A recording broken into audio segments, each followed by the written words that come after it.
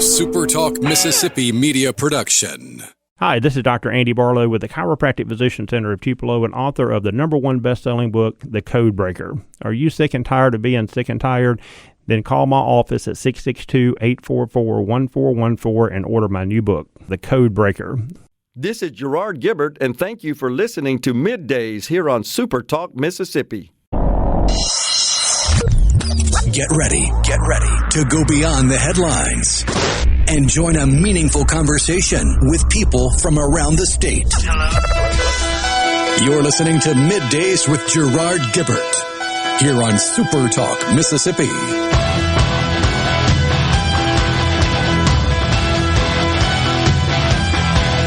Good Tuesday morning, Mississippi. I hope you are doing well.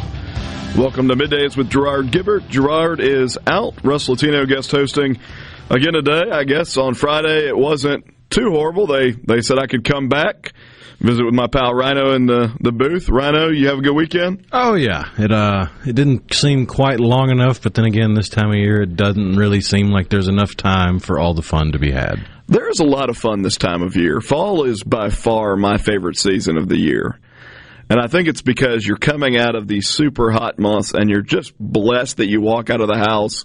If you're leaving the house early in the morning and there's that crispness in the air, there's something about that feeling that is comforting after 100-degree days with 100% humidity. You know what I mean? Yeah, and it's real easy to lose track of time. And, well, I'll just go sit on the front porch for 15, 20 minutes and enjoy the weather, and then you look up and it's been an hour. I've been enjoying the weather too long. I got other stuff to do. Well, it's good to stop every once in a while and smell the proverbial roses, as they say. We've got a great program lined up for you from the Element Wealth studio today. At noon, we'll be talking with Senator Roger Wicker.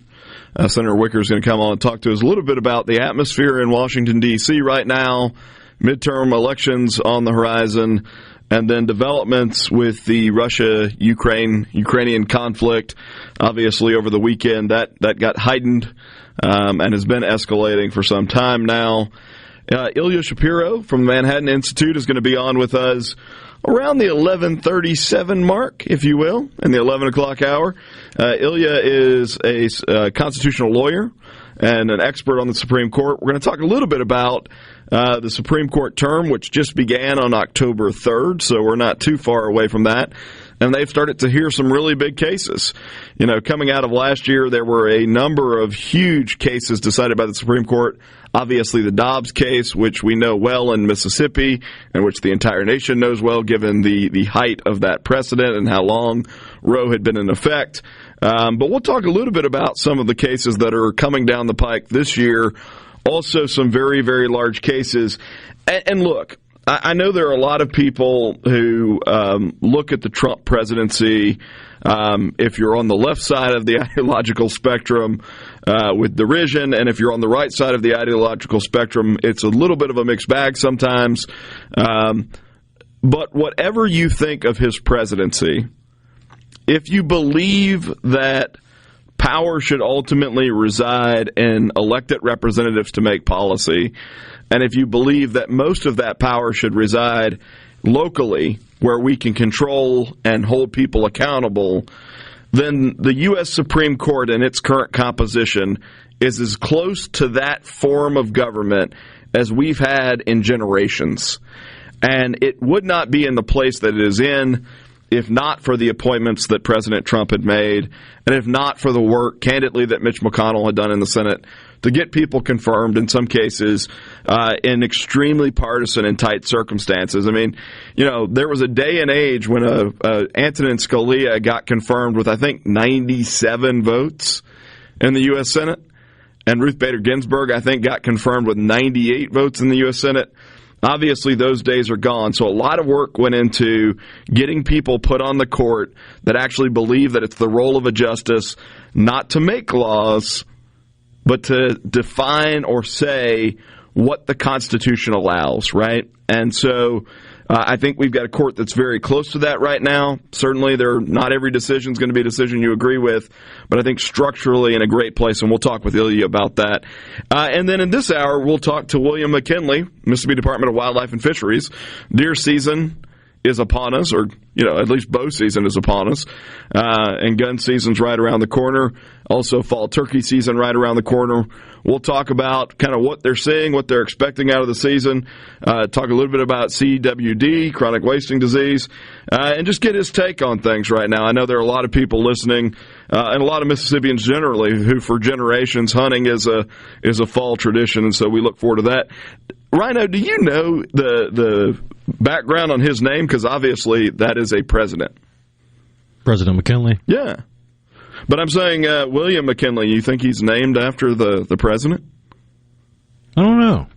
We'll have to ask him. Has anybody ever asked him that when he's on? I don't think so. Well, we're gonna ask the tough questions and get the tough answers with William here in a bit.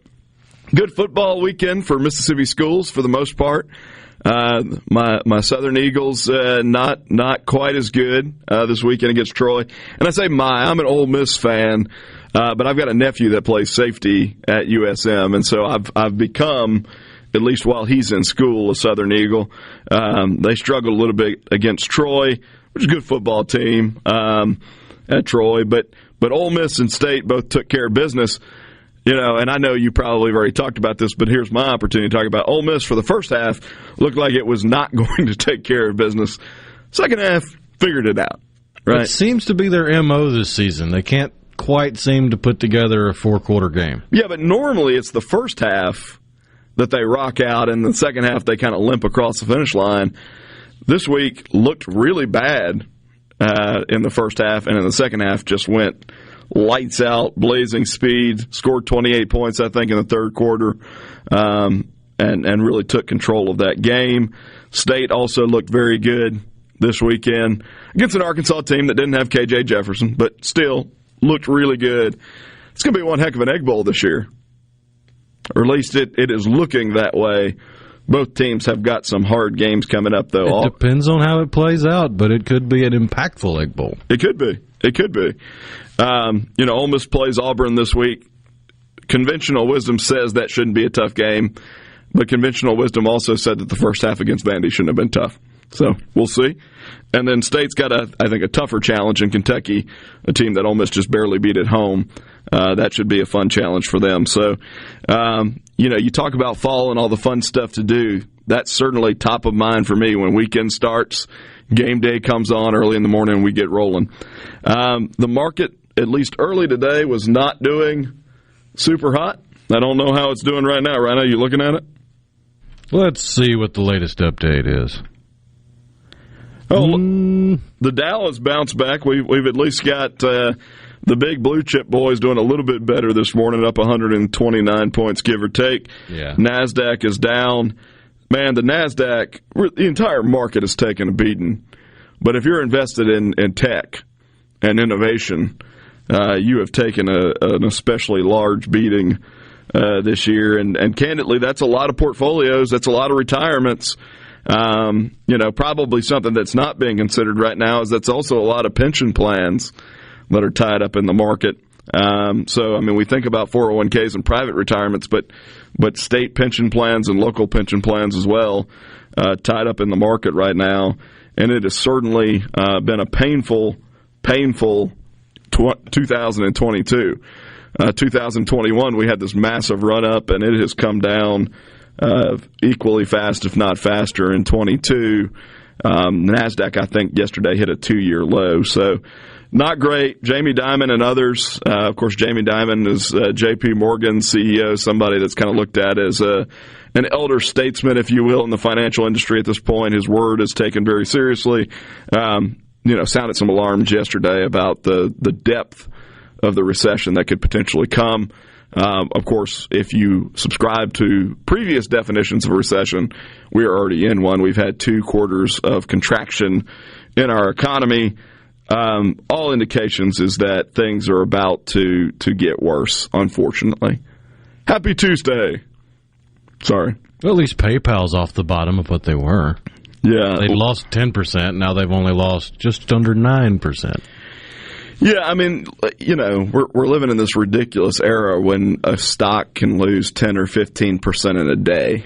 And several of those sort of high flyers, or what were high flyers, have certainly started to drop now. And, of course, over the weekend there was also a lot of talk around Russia. Did you follow that with the Kerch Bridge? Yeah, and the conspiracy theories that spawned from it due to the fog of war and all the amateur analysis of the surveillance footage of the explosion, and yeah. So I did not follow the conspiracy side of this. Are people saying that Russia blew up its own bridge? That's one part of it, yeah. There's another part that believes America somehow was involved. In blowing up the Kerch Bridge? So a few years back, Vladimir Putin invested billions of dollars essentially building a bridge to connect Crimea with Russia. Over the weekend, it was bombed by someone. I think most people who are rational thinkers might think it's someone who is either associated with Ukraine or an ally of Ukraine. And the end result of that, though, has been indiscriminate bombing of civilians by Russia in retaliation. A bridge is strategic. A child's playground is not. Correct. And the bridge is attacking a supply chain, effectively, right? Yeah, going after civilians the way they are indiscriminately with missiles in Russia shows just how unhinged Vladimir Putin is and how things are escalating. You're listening to Middays with Gerard Gibert, Russ Latino, guest hosting today. We will be back momentarily.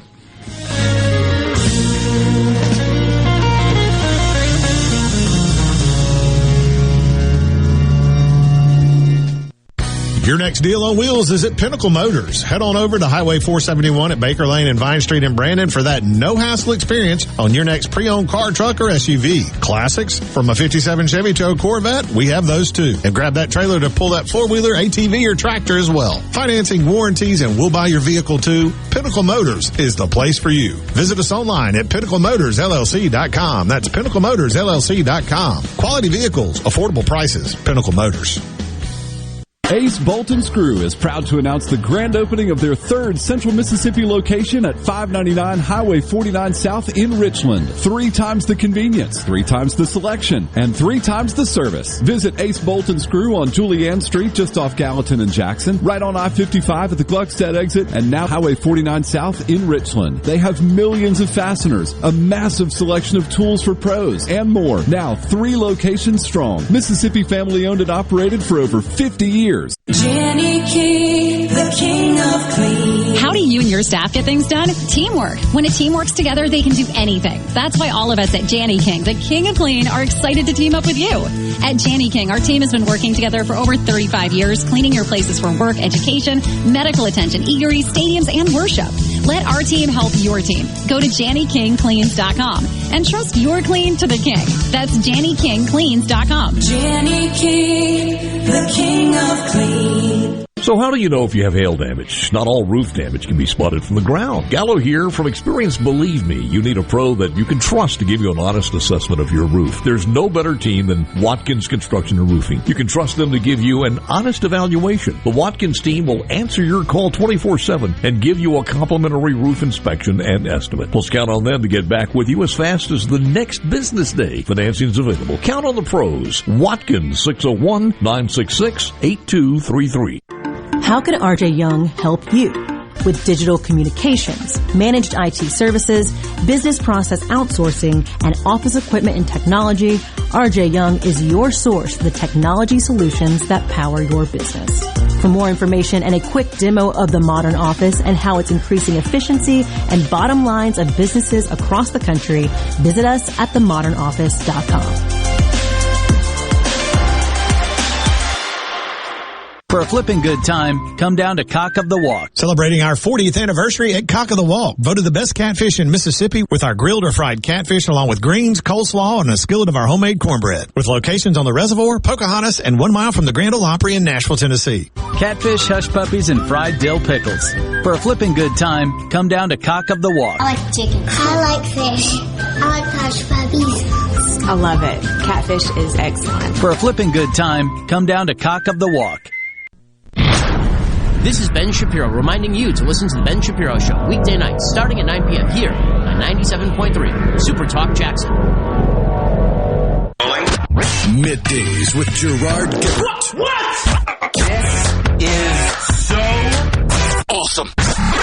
on SuperTalk Mississippi.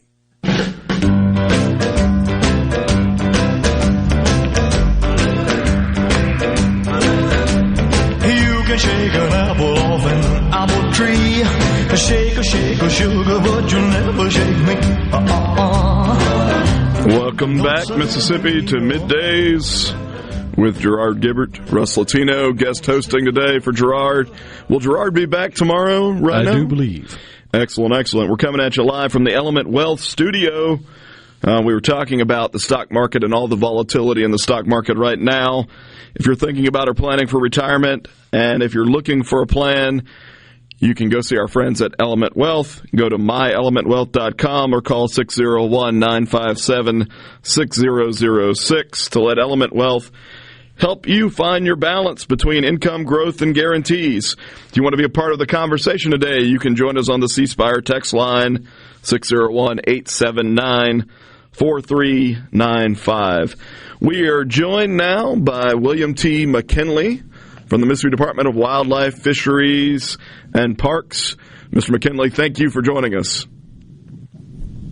I'm glad to be here, Russ. I like your setting, man.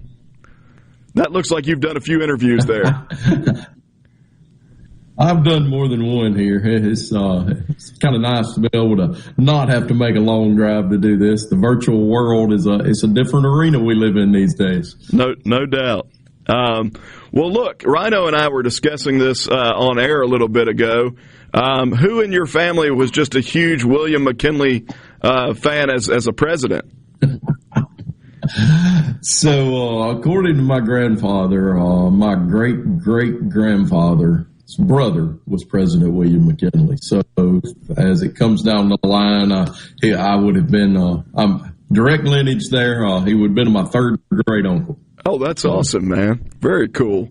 And have you passed that? But I have zero aspirations, Russ. Zero. No, not one. I do not want to be in politics. I figured that we were going to do an announcement today. Negative. Well, look, let's get into let's move away from politics for a little bit. It's fall. People don't necessarily want to talk about politics 100% of the time. Sometimes people want to actually enjoy themselves. That includes things like football, which we've just been discussing.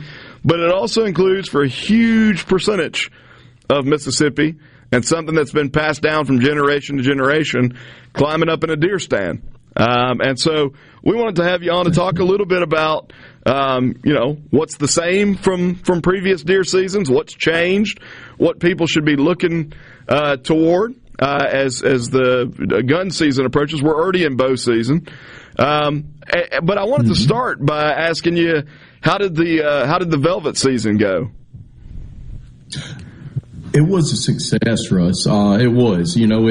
Hunters showed that they're willing to mandatory report their harvest. That was a big plus. This was our first foot in the door at mandatory reporting. And, we're the only state in the union that doesn't have some type of mandatory reporting system for big game harvest. So it showed that our hunters are willing to do that. We had, the count I saw was 285 deer were reported for the weekend. And so it was a good harvest. It was some really nice bucks harvested. Overall, it was a success. And this is the first year that we've done the velvet buck season, right? There was a law passed coming out of this legislative session? That is correct. And this season included a license that had to be purchased. It was mandatory reporting, and it was mandatory CWD sampling. And so you said 285 that got harvested and reported then? Correct. And bow season started October 1, right? It did in most of the state. The Southeast Deer Management Unit will open up on the 15th, so this coming Saturday. But the majority of the state, yes, bow season is ongoing right now, and here's some good reports. Deer have been moving quite well. Well, talk to me a little bit about sort of what you've seen. You've been in this game for a long time. what are the deer populations looking like across the state? Obviously, I know it's divided into regions.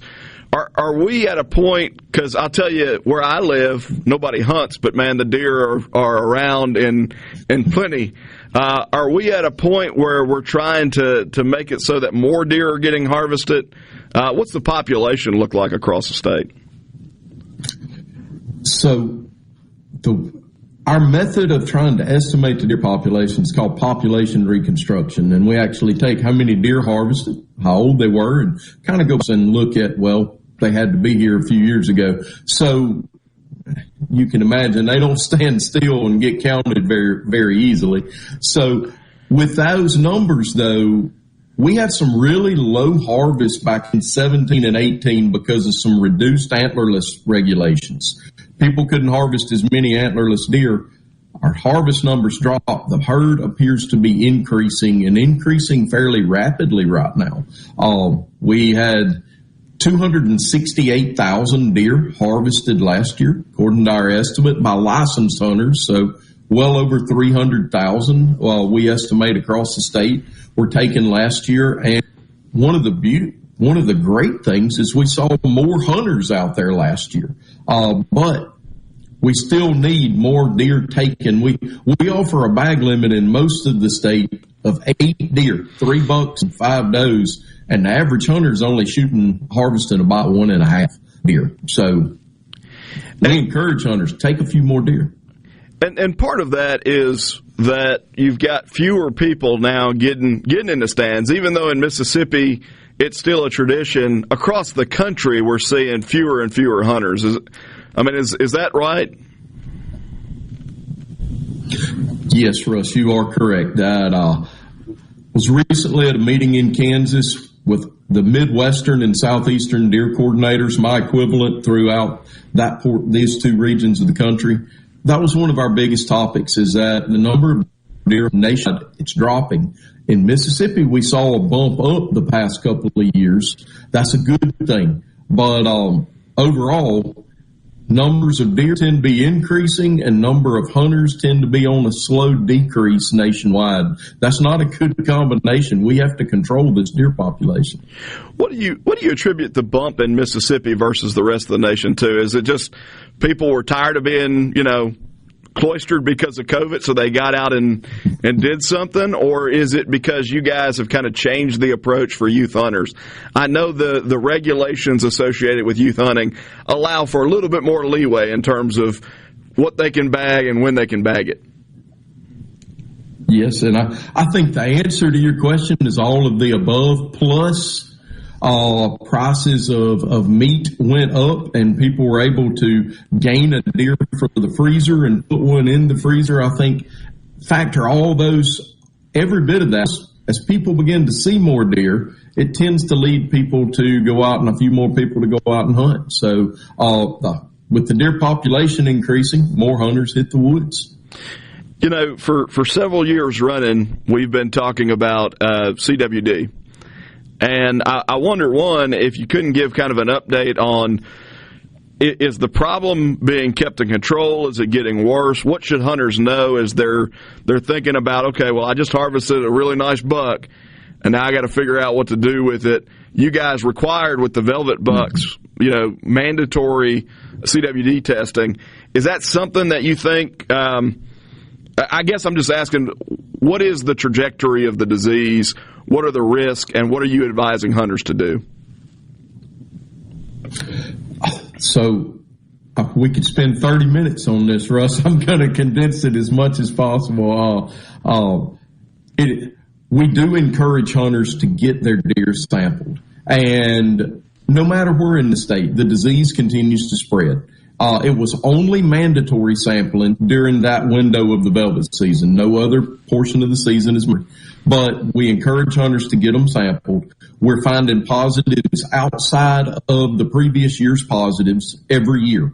The disease is steadily spreading out, and there are portions of the state where we don't have enough sampling to rule the disease out. I'll point out the extreme southeastern portion of the state. We don't have a lot of samples from those counties, so we can't say if it's there or not. But we know it is, it's continuing to spread, and we're taking measures to try to limit that spread.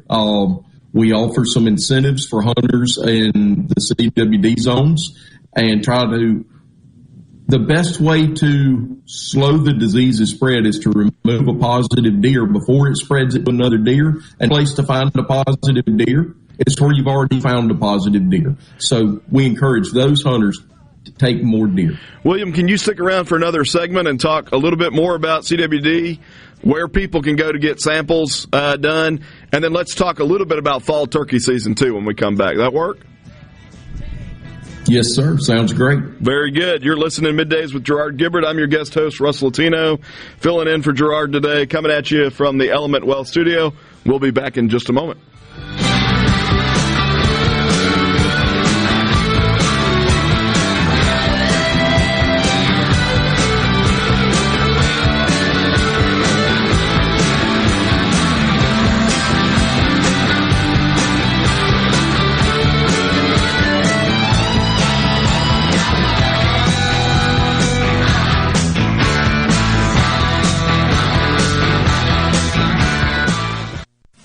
From the SeabrookPaint.com Weather Center, I'm Bob Sullender. For all your paint and coating needs, go to SeabrookPaint.com. Today, sunny conditions, high near 84. Tonight, partly cloudy, low around 60. Your Wednesday rolls in, a 30% chance of rain, mostly sunny, high near 85. Wednesday evening, a slight chance of rain, low around 64. And for your Thursday, sunny skies, high near 82. This weather brought to you by our friends at Gaddis McLaurin Mercantile since 1871. For all your deer camp needs, stop by today. Gaddis McLaurin Mercantile in downtown Bolton. Why don't you mind your own business? Mind my own business? What's that supposed to mean? No, I was just thinking about all of the news of tax changes, insurance changes, regulations that are being passed down to business owners. I don't have the time to keep growing and to keep up with changing payroll regulations. I know. It seems like all I do is handle employee-related problems. You know, I hear People Lease can help. How can they help? People Lease can handle our payroll, taxes, employee benefits, and workers' compensation. They even offer an affordable and customizable 401k program and a 24/7 online human resources support center for all my HR needs. Think of all the time we'll save letting People Lease handle our payroll and benefits administration. I'll be busy growing my business and letting People Lease take care of the rest. Sounds like a good business plan with People Lease. Let People Lease mind your business so you can mind your own business. Call now, 601-987-3025. That's 601-987-3025. Or visit freepayrollquotes.com for your free quote. Magnolia Health is made for Mississippi. A statewide network of specialists and primary care physicians at more than 17,000 locations, community outreach programs, and quality jobs for nearly 400 Mississippians. Our commitment to building healthier communities in Mississippi has never been stronger. Learn more at magnoliahealthplan.com/benefits. Hello, I'm Gary Jolly from the Tractor Store in Richland. Now's the best time of the year to save more with Mahindra, and it all starts with zero. Pay zero down and 0% interest up to 60 months. That's more for less on many of Mahindra's best-selling models, with tractors that deliver more lift, capacity, fuel efficiency, and built-in weight. So get zero down, 0% interest for up to 60 months on Mahindra, the world's #1 selling tractor, Mahindra, available at the Tractor Store in Richland. In life and in business, one thing is certain: change. That's why Pillium Corporation is ready to keep you ahead of the curve on ever-evolving technology, critical for your company's security and growth. To that end, the Pillium team offers IT support and security and forensics, plus cloud services and networking, mobile communications, body cams, and in-car video systems, and real-time crime center technology. Visit us at Pillium.com. Smart people, smart business, smart solutions. I'm Kelly Bennett, and you're listening to SuperTalk Mississippi News. Unusually low water levels on the lower Mississippi River are creating barge backlogs. Austin Golding with Golding Barge Line told us traffic is moving, but it's slow. Within the last 2 weeks, we had over 1,500 barges right here in Vicksburg waiting to go northbound, and another 1,000 barges above this closure waiting to come southbound. And delays in the supply chain result in higher prices. It's going to take more boats and more barges, and that's going to raise costs. It's also going to eat into the margin for a lot of people moving their products southbound for export, especially in the ag world.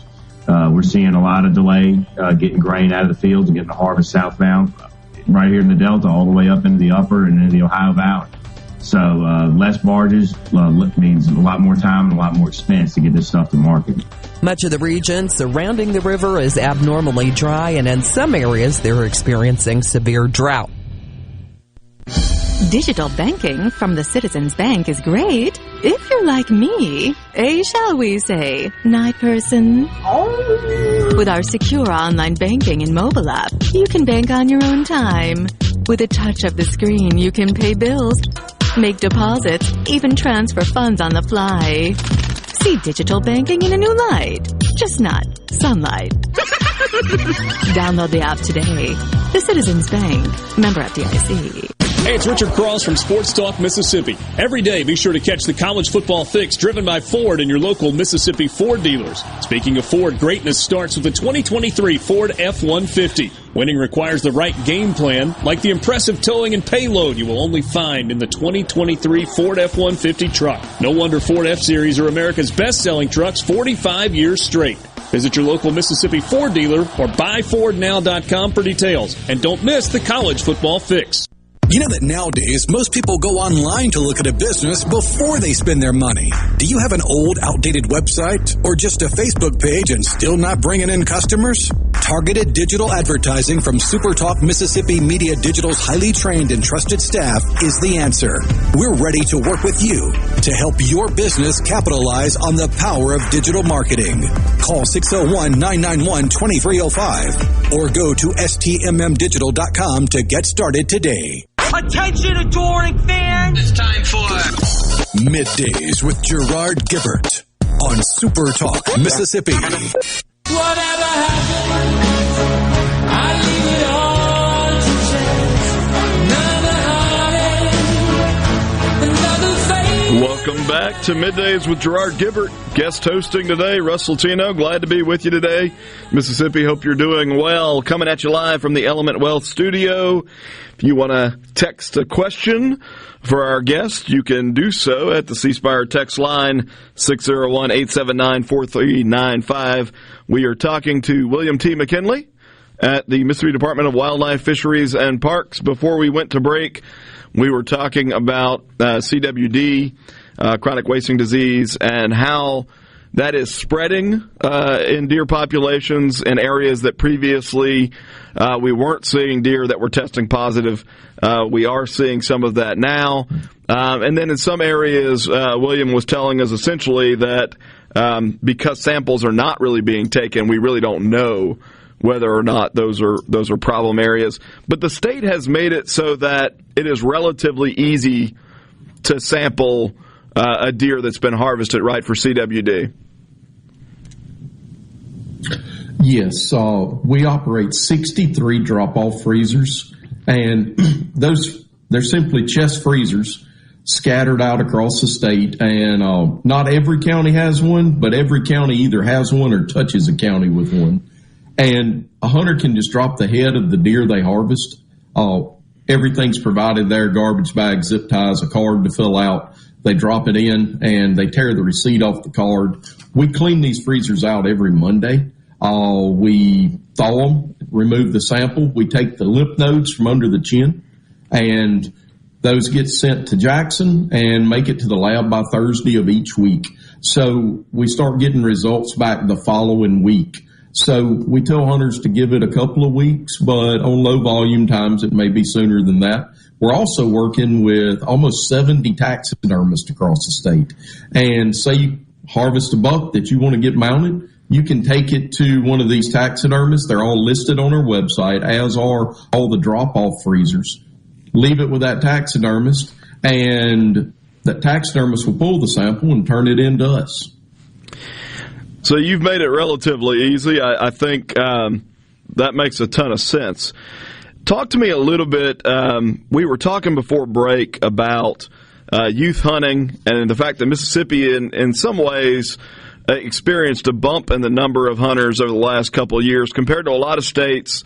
and large swaths of the country that have really seen a decrease in the number of people who are climbing up into stands. Mm-hmm. What are those youth programs that are out there that are aimed at encouraging or sort of fostering a new generation of hunters? So I gotta give a big thumbs up to our Hunter Ed program. That's made up of both department personnel and non-departmental personnel, of training thousands of people, mostly youth, but not all youth, every year in getting their hunter education program. That part, also, there are numerous programs by other entities out there, not associated with us, but not through the department, such as through the Foundation for Wildlife, Fisheries, and Parks, and other nonprofits out there that are setting up weekends to be able to get kids, whether it be our youth squirrel hunt, whether it be youth waterfowl camps, numerous different ones out there. There are also a lot of people out there these days that are looking, a lot of the research says now it's very important to get kids involved, but it's also very important to get 20 and 30-year-old people involved in hunting. Many people say the reason they don't go hunting is because no one ever asked them to go. And I encourage the listeners out there, if you've got someone, a coworker, a friend, and you're a hunter, ask them to go with you. Take them hunting and get them involved in it. And the beauty with that is you teach a person that's 25 years old how to hunt, they can go hunting on their own. You teach a kid, and they have to wait till they're old enough to drive before they can go on their own. So I encourage hunters, get out there and do the sport. So we mentioned earlier that we're already in bow season. When does youth season start? Mm-hmm. So youth season is, I got to look at the exact date. I have that off my head, shouldn't I? But it is the first weekend in November, and that will be November 5th is when youth season will begin. Okay. And youth may hunt with a rifle, a centerfire rifle, starting that day. And maybe, if you don't mind, give us a sense of when the other important dates are that are coming up. And if you don't have it off the top of your head, that's fine too. But I know, I have it right here. So there you go. Okay. The Monday following youth season, November 7th through November 18th, is a primitive weapon, antlerless only hunt we started a few years ago. Very important in trying to get more antlerless deer off the ground early. And then the gun season opener actually begins November 19th. And it's with dogs, and then primitive will kick in. Bottom line, private land, hunters can start using a centerfire rifle on November 19th and use either a centerfire through January 31st or February 15th, depending on which deer management unit they're in. So I've gotten a couple of questions on the C Spire text line for you, if you don't mind.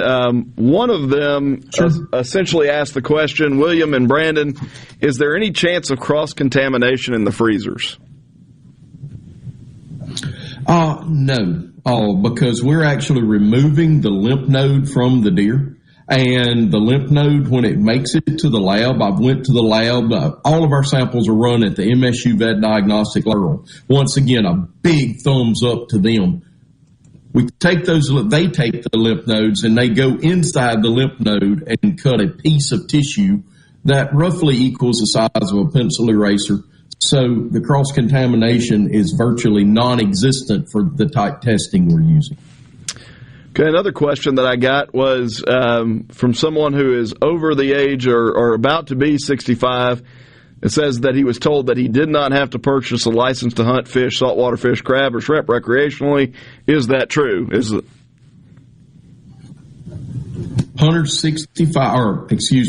Adults 65 and over. Once you turn 65, you're no longer required to purchase a hunting and fishing license in Mississippi. But I'm going to throw out there, we offer a $5 senior exempt license that will let us continue to hunter and know that they're out there and draw the federal aid money from the Pittman-Robertson Act from the sale of guns and ammo that is very important to our agency and us managing wildlife for them. So that $5 license will let us count them for many more years. So I encourage that, but it's not required. Another question that we've gotten, and this is from Itawamba County, William. They're looking for a hunter's ed program for a 16-year-old. You may not know one off the top of your head, but if there are resources, if somebody's listening who would like to get their child signed up into hunter's ed anywhere in the state, is there a website people can go to? Absolutely. Go to mdwfp.com. On that website, they can then go through the hunter ed classes, find one that is near them, and be able to look one up from there and see what's coming up in the near future. And then the last one that jumps out at me is our buddy Thomas in Greenwood poses more a thought than a question, but I'll get you to respond to it. And he says essentially that hunters are scared of delivering samples because they don't want to be the hunter that gets hunting shut down in their county. How would you respond to that? That we haven't shut down hunting in a county at all. In fact, we have encouraged more hunting, and in the CWD zone, we've actually put in 1 year we did an extra week hunting. We've increased bag limit in the North Mississippi, North Central Deer Management Unit, where CWD is the highest prevalence. By the way, 1 in 6 bucks in Benton County, Mississippi tested positive last season. But we've increased the bag limit. That is directly opposite of what we would do. We want hunters to harvest more deer in the CWD areas. We don't want to stop hunting. And that's good information. So that fear is not well grounded at all. On the freezers, not at all. Can people find the locations of those freezers on the website as well? Yes, mdwfp.com. Go to our C page. All the freezers are listed there. All the taxidermists that participate with us are listed there, and their phone number by county. So if someone's looking for one to get their deer sampled, all of that info, plus a wealth of information on CWD is there. We are about out of time, but really quickly, turkey season is also right around the corner. What are you guys expecting there? Well, I want to point out that the fall turkey season is only for 24 counties, and they have to pre-apply and get a permit and get tags. So don't read into this that you can just decide tomorrow on Saturday you can go turkey hunting. You have to have done a little forethought on this and got the tags, or you may meet one of our conservation officers in a not positive light. And so, you can also for those hunters. Yeah, you can also find those counties on your website. I was looking at them this morning. So, yes. William, appreciate you being on. Good information as people get ready to get out, and we want more people to get out and get active and start harvesting these animals. It's a Mississippi pastime, if you will. You've been listening to Middays with Gerard Gibert, Russ Latino guest hosting from the Element Wealth Studio. We'll be back in just a moment. Desperation is the English way. The time is gone, the song is over. Thought I'd something more to say.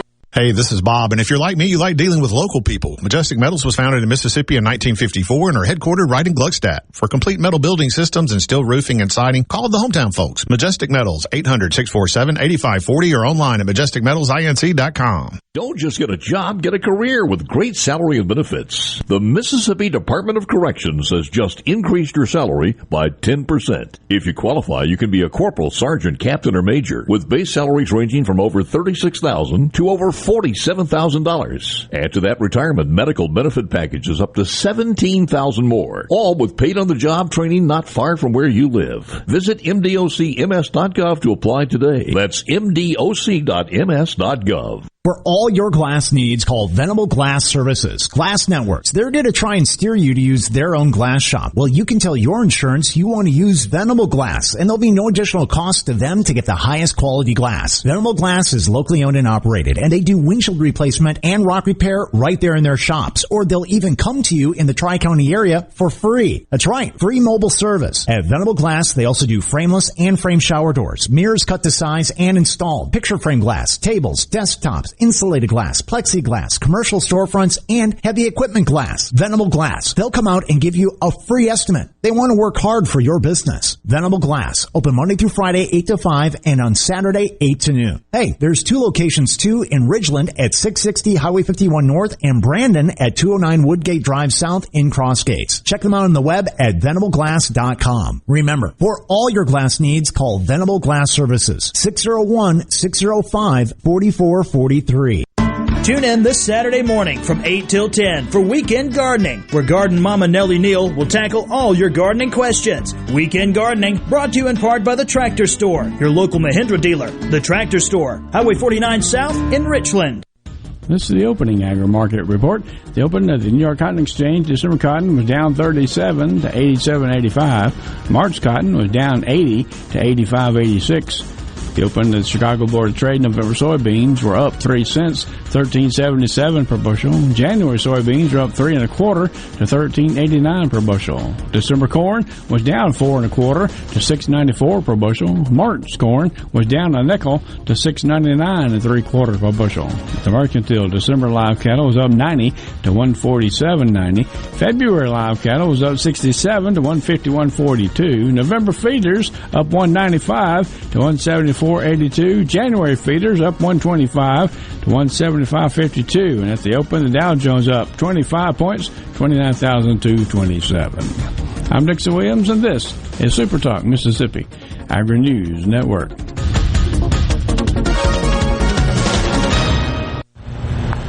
Have you ever heard the expression, beans are beans? If you were in this room, you wouldn't agree. I'm in an area called Trade Integration at Pioneer. What's the trait being integrated? The Enlist E3 trait for soybeans. And what's it being integrated with? That's the really big news.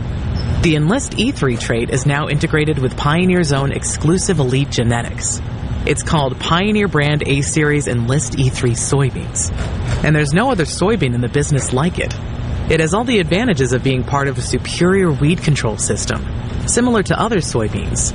What those other soybeans don't have is exclusive Pioneer genetics that's designed for high yield potential and strong defensive traits.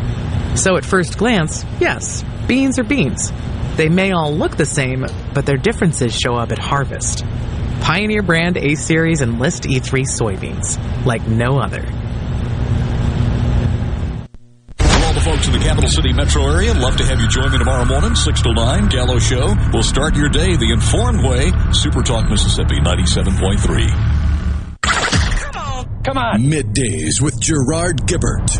All right, we are back on SuperTalk Mississippi. Whoa! Come on, California!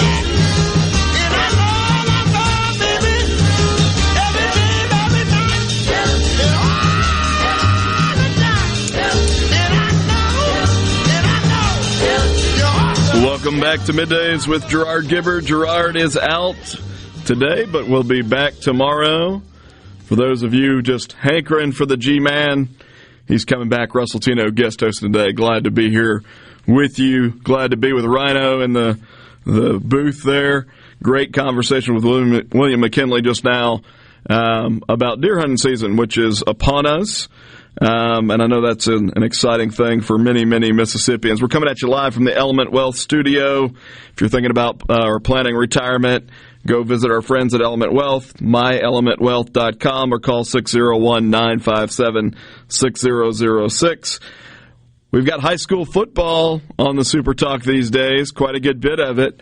So if you want to listen to a game, virtually any station in the state that is a Super Talk station on a Friday night is going to be covering a local game. You can also stream tons of games and get up-to-minute scores from across the entire state by going to supertalk.fm/high school. And then they've got the scoreboard preview show at 6 p.m. on Fridays. And a scoreboard show again, the Southern Farm Bureau Insurance Company scoreboard show at 10 p.m. on Friday night. So lots of good football going on, not just the college version that Rhino and I talked about, but also high school football. My kids have actually gotten into high school football, which is kind of neat to see. It's interesting. I was scrolling through MSNBC this morning, because I like to punish myself. You know, in reality, I like to know what people who think differently than I do are saying and how they're thinking about things. But this one jumped out at me. The headline, Americans are foolishly ignoring the threat of a debt crisis.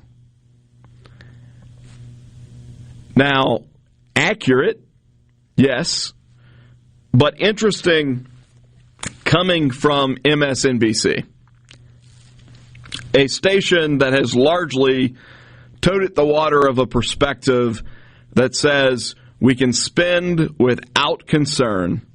We can run up deficits without concerns. The national debt can get much, much larger. Who cares? These are people that have largely been toting the idea of the modern monetary theory.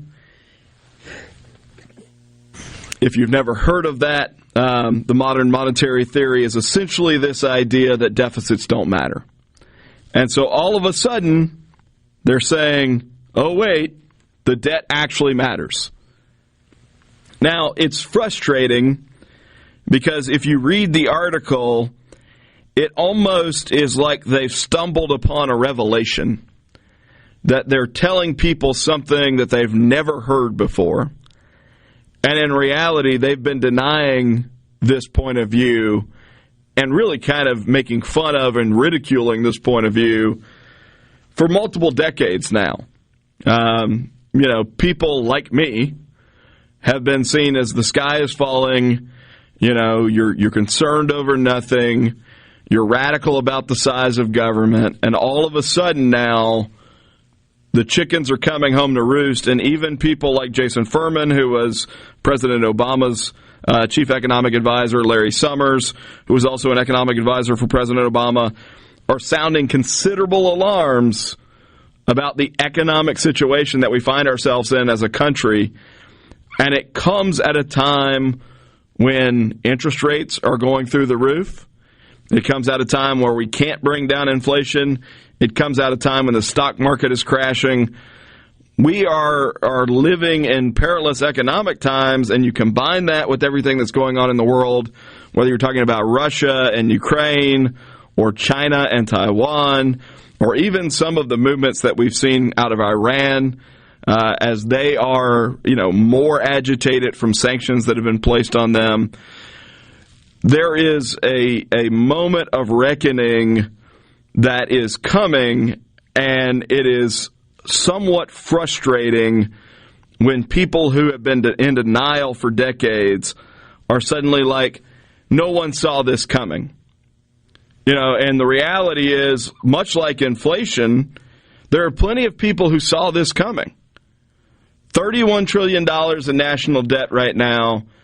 With interest rates going up, essentially we can't pay for our debt service. And that's a significant problem long-term for our country.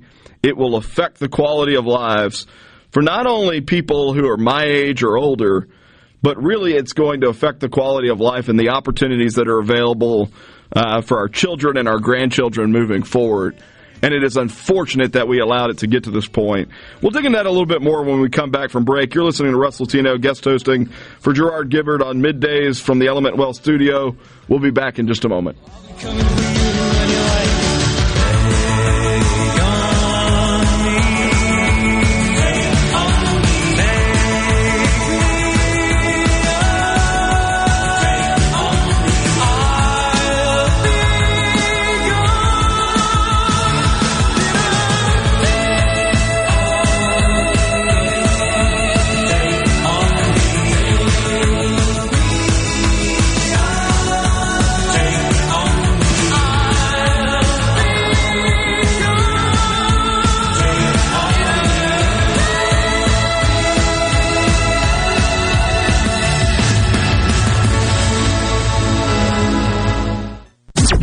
Listening to WFMN Flora Jackson, SuperTalk Mississippi, powered by your tree professionals at Barone's Tree Pros. Online at baronestreepros.com.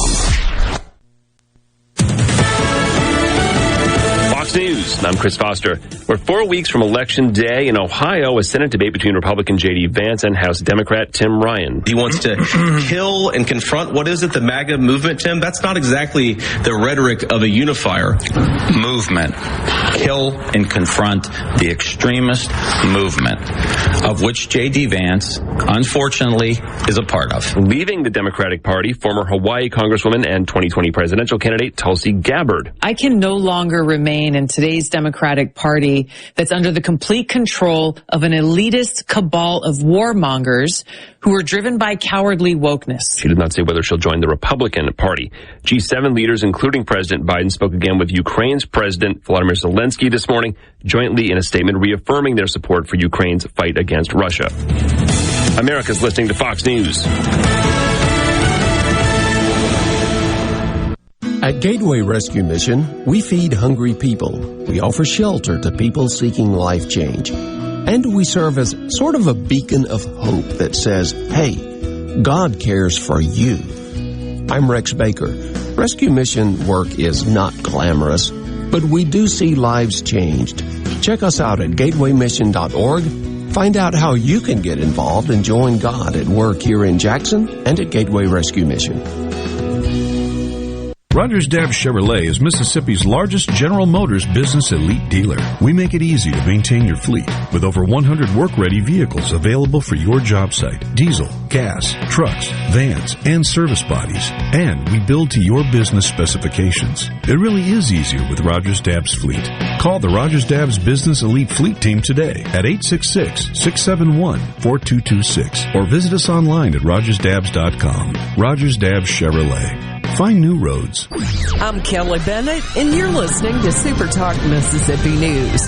Americans are feeling the pinch of 40-year high inflation.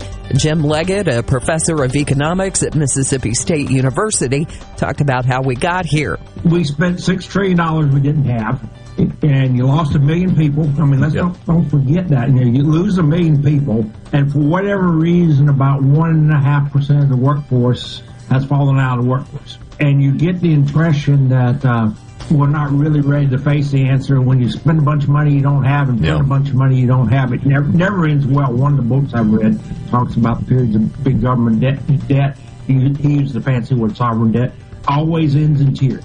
The rising cost of living is causing more people to fall behind. 32% of adults have paid a bill late in the past 6 months. 61% of them said it's because they didn't have the money to cover the cost. Have you ever seen a field of corn or soybeans or cotton growing along the highway? Think about that for a moment. From tiny seeds comes this field of crops. You and I need to live our lives every day. The Mississippi Farm Bureau Federation celebrates 100 years in 2022. We began much the same way, as a seed of an idea that took root in 1922. In the 100 years since, the Mississippi Farm Bureau Federation has contributed so much to our lives across every county of this state. From insurance to hospitals, from private property rights to road and bridge repair, Mississippi Farm Bureau has fought to make a better way of life for Mississippians, member or not.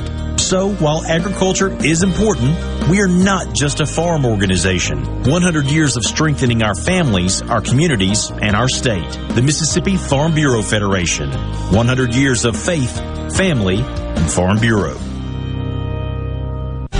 The state unemployment rate held steady at 3.6% in August. Over the past 12 months, Mississippi added 11,800 jobs, and the unemployment rate fell by 1.7 percentage points from 5.3%. The Powerball jackpot keeps growing. Fox's Carmen Roberts reports. The Powerball jackpot rolls over to an estimated $420 million after no one matched all 6 numbers Monday night. But check your tickets. There were still some big winners. 3 lucky players who bought tickets in Florida, Illinois, and Minnesota matched enough numbers to rake in $1 million each. And 1 ticket sold in Iowa is worth $2 million. The next Powerball drawing is Wednesday night. The Mega Millions is worth an estimated $445 million. That drawing is coming up tonight. And the Mississippi Match 5 jackpot for tonight's drawing is at $202,000.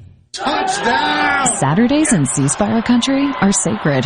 Just ask the Jackson family. Dad's watched every one of his alma mater's games. But now that his daughter's graduated from her school, she doesn't want to miss her team either. Luckily, they've got fanatically fast C Spire fiber that lets them both stream at the same time, with bandwidth powerful enough to unite a house divided. Oh, come on! Welcome to C Spire country, where champions reign.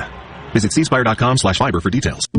Are you thinking about retirement, or are you recently retired? Do you have a plan, or do you have a drawer full of statements? If your answer is the latter, then you're not retirement planning, you're retirement hoping. Risks and inflation are rising, and planning is critical now. At Element Wealth, our exclusive 360 process can create a strategy to help protect what you've worked so hard to build, while still providing growth. To start the conversation, visit myelementwealth.com or call 601-957-6006. 601-957-6006.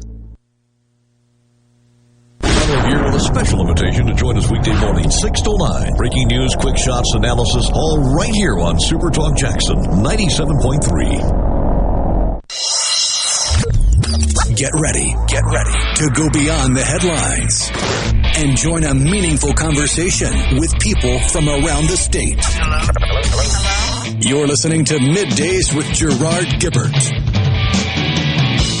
here on SuperTalk Mississippi. Welcome back, Mississippi, to Middays with Gerard Gibert. I'm your guest host, Russ Latino, today, filling in for Gerard. Gerard will be back tomorrow. Rhino kicking some good music from the booth. Although my buddy Bill Billingsley just texted that you got to get some Come On Eileen before I get out of there. This guy knows me. I like that stuff. You know, cheesy 80s pop. It speaks to me on a nostalgic level. I mean, it could be argued that music peaked in the 80s. I think it could be argued well, but that's probably because both of us are children of the 80s, if I had to guess. I mean, I was born about halfway through, and I barely remember them, but they did have a big impact on me. There's something about the beard that makes you look older, though. Oh, yeah. Coming at you from the Element Well studio, we were talking before the break about the fact that you've got people like Jason Furman, who was an Obama White House insider, Larry Summers, who was with President Obama as well, who are now sounding significant alarms about our economy. And in an MSNBC piece that I found this morning, really sounding alarm about the national debt, which is at $31 trillion. And some of what we were talking about is just sort of the hypocrisy of suddenly recognizing that having $30+ trillion in debt is a bad thing for our country. It destabilizes our country. From a national security perspective, it makes us more reliant on foreign governments. From a future perspective, it means that tax increases will have to occur at some point. Current debt is future tax increase. And so we're going to get government that grows bigger and bigger, which means fewer opportunities in the private sector, means fewer opportunities for our children. And the recipe for what made this country successful in the first place is slowly being eroded.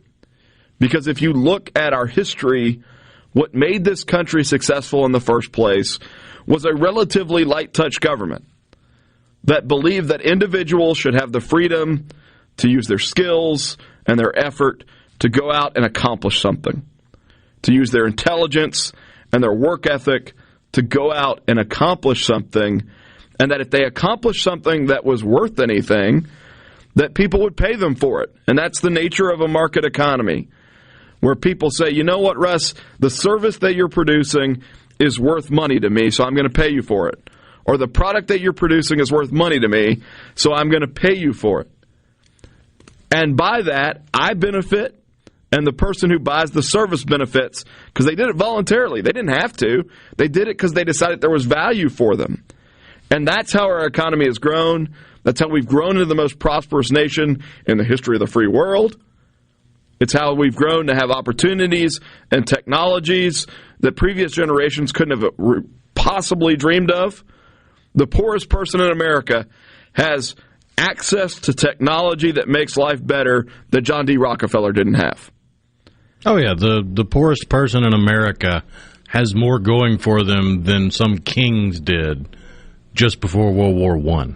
Well, I mean, for thousands of years, sort of the modus operandi was generational poverty, right? Abject poverty.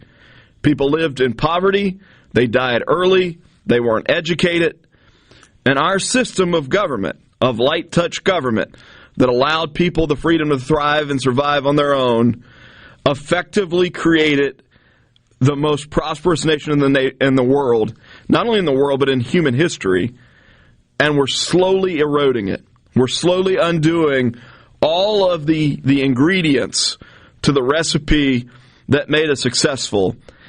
And it's a little frustrating when suddenly a light bulb goes off for Jason Furman and he says, holy cow, the debt matters. When for 20 years conservatives have been saying, look, at some level we need to restore fiscal responsibility in the way that we budget. We need to consider whether or not it's government's role to interact with and control every aspect of our economy and our lives. And all of a sudden you've got people who have been saying, you guys are a bunch of worrywarts, you guys are overthinking this, who are suddenly coming out and sounding alarms and acting like they've discovered something. It reminds me a little bit of Greek mythology. You know, in Greek mythology, Cassandra, the priestess of Troy, could predict the future, but literally no one would listen to her, right? And so for a long time, conservatives have kind of been in that place where they can predict the future, they see what's coming, it's easy from an economic standpoint, and yet no one will listen. And we saw this with inflation. The conversation around inflation, early on, there were people who were saying, look, we're in dangerous territory if what we do is shut down our economy and simultaneously crank up the printing presses, because that is the textbook definition of what leads to inflation. And instead, Jerome Powell said it's going to be transitory. Just on down the line, every major economist that gets put forward as mainstream said, no, this isn't really a risk. This isn't a risk.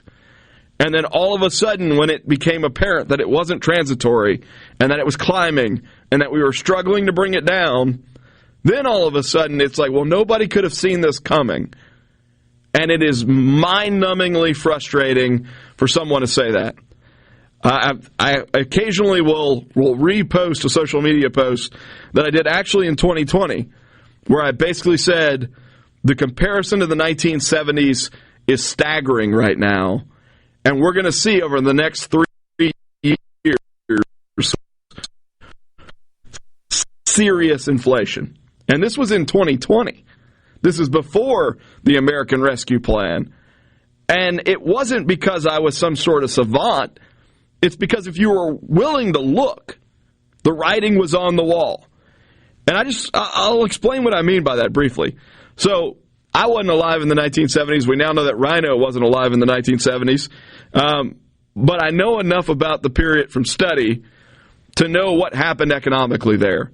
And it really was the period that gave Milton Friedman his widest berth and his platform to explain conservative economics, if you will. But essentially in the 70s, you had what economists call a supply shock. And a supply shock is that you've reduced the amount of productivity. The same level of services and goods are no longer available to people who want to buy them. Okay? The other side of that is something called a demand shock. And a demand shock is where you've got the same level of goods and services being produced, but there's so much money in the system and so many people who want to buy those things that it creates the same problem. So in the 70s, it started as a supply shock because of our oil problems. Multiple oil embargoes with the Middle East. And obviously, anytime you're talking about oil and gas, it affects the entire economy. So the supply shock with oil and gas created a supply shock across our economy. At the same time, the way that the Carter administration attempted to address that was by increasing the amount of government spending. So they increased the money supply dramatically over the period of a decade. And the end result was predictable, was very, very, very high inflation, because you had both a slowdown in the amount of stuff being produced and an increase in the availability of money to buy stuff. And if you got a little bit of something and a lot of people want it, the end result is that little bit of something cost a heck of a lot of money. And that's inflation in a nutshell. So we ran really high inflation up until the point that Reagan took office. Volcker comes in, jacks up interest rates to close to 20%. And I talked about this on Friday. We just can't do that with a national debt level of $31 trillion. But he jacked up interest rates to 20% and killed inflation. But he also sent us into a recession. So fast forward to COVID, what do? We put $6 trillion in aid on the table, in direct aid on the table, whether that's the PPP program for businesses, loans for businesses, direct payments, the enhanced unemployment benefits, all of those things. We put $6 trillion on the table that wasn't in the economy before. And at the same time, we give the Fed $6 trillion in buying power to buy bonds, corporate bonds. And so really you got $12 trillion at play being pumped into our economy. If you looked at the money supply increase that occurred in 2020, we had a 25% increase in the amount of dollars flowing through our country in 2020. That beats anything from the 1970s, anything. And at the same time, it's basically on level with what we spent for World War II when we pumped up production for World War II. So you've got all this additional money and you're shuttering businesses, and the end result, very predictably, super high inflation. I'm not saying we shouldn't have done anything for COVID. I'm saying we could have been a lot more targeted, it could have been a lot more temporary, and we wouldn't be in the same level of problem. And then Biden comes into office, and what does he do? He sees a little bitty fire, and he pours gasoline on it with the American Rescue Plan. And oh, by the way, this Inflation Reduction Act, $485 billion in new spending. Nothing to do with reducing inflation. You're listening to Middays with Gerard Gibert, Russ Latino filling in. We'll be back in just a moment.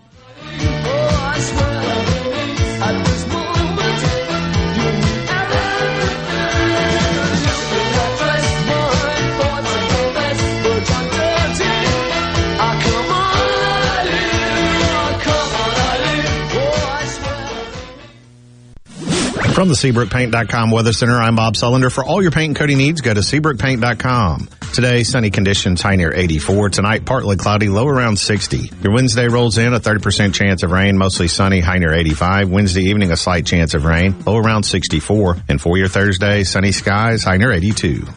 This weather forecast has been brought to you by our friends at RJ's Outboard Sales and Service at 1208 Old Fannin Road. RJ's Outboard Sales and Service, your Yamaha outboard dealer in Brandon. Madison Cellars, proud to be a sponsor of SEC Sports. They're your headquarters for all your wines and spirits. From special party needs to picking up that favorite bottle of wine for dinner, it's all at Madison Cellars Premium Wine and Spirits, Highway 51 at Madison Station Shopping Center. Your window tint headquarters at Auto Trim Designs on Highway 80 in Pearl is now also your best source for the lasting protection of Expel paint protection film. Your car is too precious to fail to protect it from bugs, rocks, and road debris. For more info, go to autotrimdesigns.com. Are you a hard worker? Are you dependable? Do you have a good attitude? Do you want to be part of a team? If so, the Black Label Bridge Builders at Key Constructors offers lead men and women purpose-driven career opportunities with on-the-job and outside training, leadership development, and benefits. To learn more about what it takes to be a Black Label Bridge Builder, please visit Key's website at keyconstructors.com. Please also follow at Key Constructors on Twitter, Instagram, and Facebook to see regular updates on the Black Label Bridge Builders. He takes the pen, signs the dotted line, touchdown! That's right. You'll always score big when you shop your home team, Mazda of Jackson. You'll feel like you just scored a touchdown with the deals you'll get on every new Mazda in stock. Get super low 1.9% financing for 36 months on new 2022 Mazda CX-9s. Get 2.49% financing for 36 months on new 2022 Mazda CX-5s. And get 2.49% financing for 36 months on the all-new 2023 Mazda CX-50. Buy a new Mazda, and Mazda of Jackson will take care of your first year's maintenance at no cost to you. Shop right now at MazdaofJackson.com. Plus, you can buy with confidence with a 20-year, 250,000-mile warranty. Have a trade-in? Bring it in, and we'll give you top dollar for it, even if you don't buy a vehicle from us. And remember, 100% credit approval is our #1 goal. Come score big at Mazda of Jackson, where nobody walks away because everybody saves. Our all-new state-of-the-art facility is located at 5397 I-55 Frontage Road North in Jackson. Call 991-2222 today. MazdaofJackson.com. With proof credit on select models. See dealer for details. ESISupply.net. It's not if you're going to have a spill at your business or workplace, it's when. ESISupply.net. Exorbitant pads by the bundle or roll. ESISupply.net. Sockneck boom products, Oil Gator, Oil Dry, spill kits, and much more. ESISupply.net. Take it from Scary Gary. If it can spill, it's gonna. ESI Supply, 601-933-4910. That's 601-933-4910 or online at ESISupply.net. Arm yourself with everything you need to take on your day. Wake up with Gallo tomorrow on 97.3 FM. Super Talk, Mississippi. And now, the talk that keeps Mississippi talking. Now, on to the real part. Dynamite! On Super Talk, Mississippi.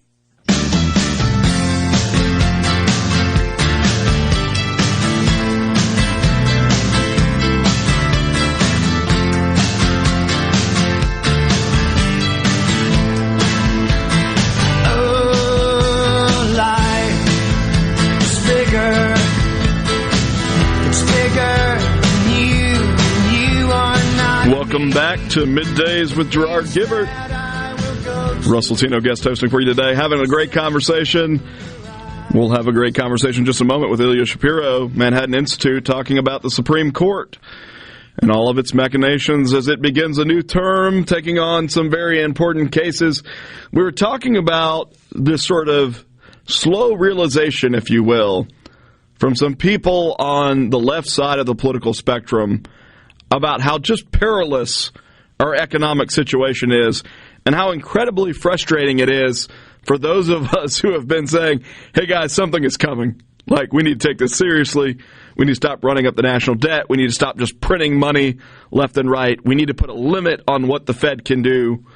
And suddenly, those of us who have been saying that for years, people are looking around going, well, why didn't anybody warn us of this? And that's that hair-pulling moment. Here's a dangerous thing, or something that will affect a lot of people who listen to this program, is there's another one of those right around the corner, and it's with Medicare and Social Security.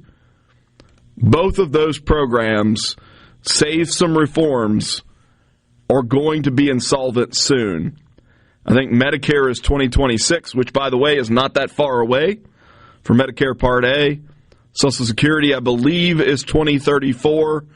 At this point, it may have been pushed back to 2035, but it is tight, and I suspect once you get the cost of living adjustment factored in, that number will come up.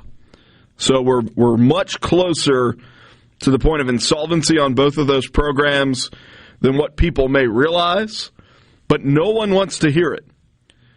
It's like, only good news, only tell me good news, and then when the bad news occurs, why didn't anybody warn us of this?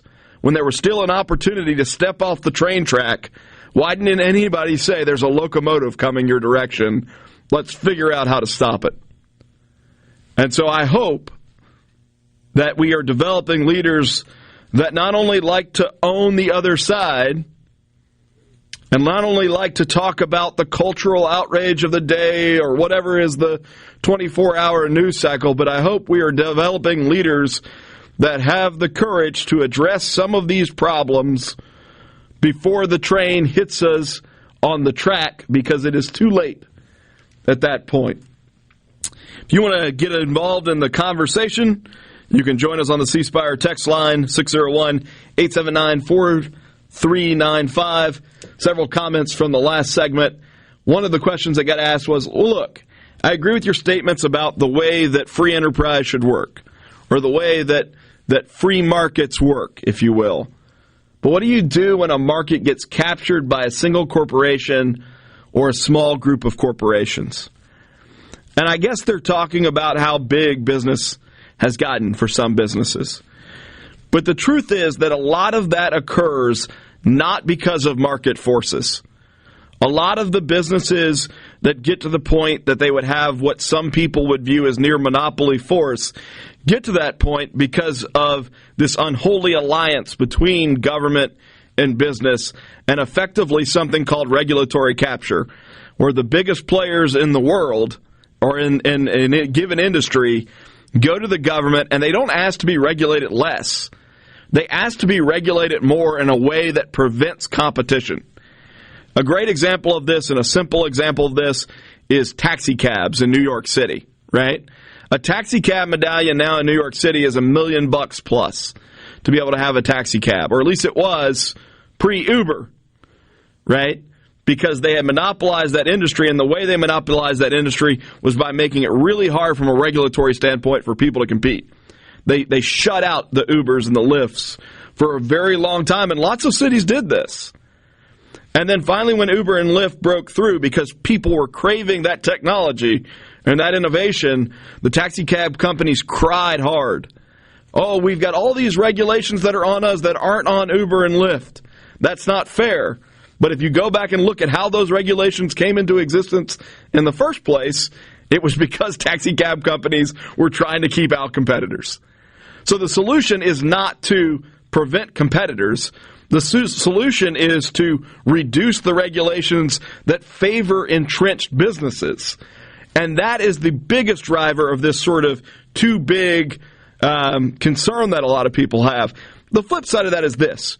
Some companies get really big because they do a really good job.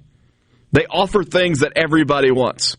Walmart is really big. A lot of people like to cry about Walmart. But Walmart is really big because Walmart figured out that people like to shop in one location for convenience, and they liked really low prices. And at an economy of scales, they could provide that by working directly with vendors and selling high volume. That ends up being a huge benefit to lots of consumers.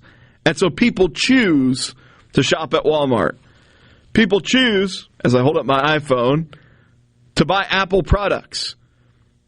No one forces anyone to do those things.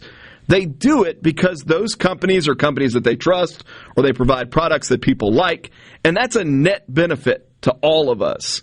And so I think we've got to distinguish between businesses who get to where they are by government relationships, subsidies, regulations that keep out competitors, and businesses that do it by providing something that is really, really valuable to their customers.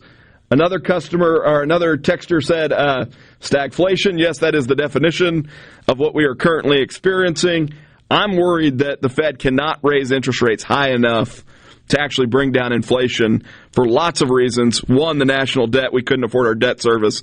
Two, our economy is already on the verge of being broken. And I think if interest rates continue to climb, when you start seeing 30-year mortgages at 8-9%, you're going to see an economy that goes in the toilet. And that's bad for an awful lot of people. Nate, I believe, says, sir, you just figured out that capitalism has no loyalty. I have no idea what that means.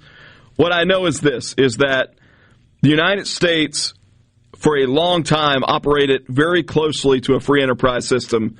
And as we said before break, the end result of that was generationally people being lifted out of poverty, education attainment levels that were unheard of in the modern world, life expectancies that were unheard of in the modern world, modern technologies that no one could have anticipated that make our lives far better. That is the byproduct of free enterprise. It is a byproduct that I will take 100% of the time in comparison to what we used to experience as a species, which was essentially most people living in poverty without very much progress, most people dying early, most people not being educated, and maybe a very small sliver of society having any material wealth or any material comfort. So yes, free enterprise is a great thing. I would contrast that with what we experience now, where government has such a heavy hand in the economy, and that's really what is mercantilism as an economic theory, where the government kind of controls who succeeds and who doesn't succeed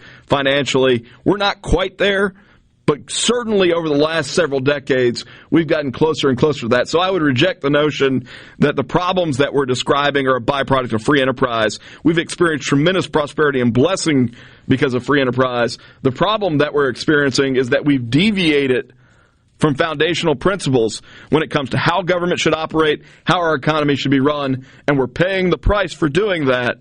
And for a long time, we've been ignoring people who have been telling us that this day was coming. Thomas in Greenwood refers to the road to serfdom that is central planning, and he is right, that the road to serfdom, a famous F.A. Hayek book, essentially centered around the idea that when government tries to control every facet of the economy, the end result is shared misery. I think we are in danger of experiencing that, in places like California, as an example. And we're going to talk to a guest in a moment, Ilya Shapiro with the Manhattan Institute, about some of the crazy economic regulations that California is trying to impose right now that affects the economy of the entire country. Might even talk about pigs a little bit, and not the kind you put on the grill. The U.S. Supreme Court today is hearing a case about whether or not California's Proposition 12, which required a certain size pen for any pig that was going to be sold in California. So these are pigs that are raised and slaughtered in other states. But if it's being raised and slaughtered in another state and ultimately ends up in a grocery case in California, it's required to have a much larger pen than what is customary. It affects the entire industry. It affects the price you pay at the grocery store for a pork butt or some ribs. We'll join Ilya in just a bit to talk about that. You're listening to Middays with Gerard Gibert, Russ Latino, filling in from the Element Well studio. We'll be back in just a moment.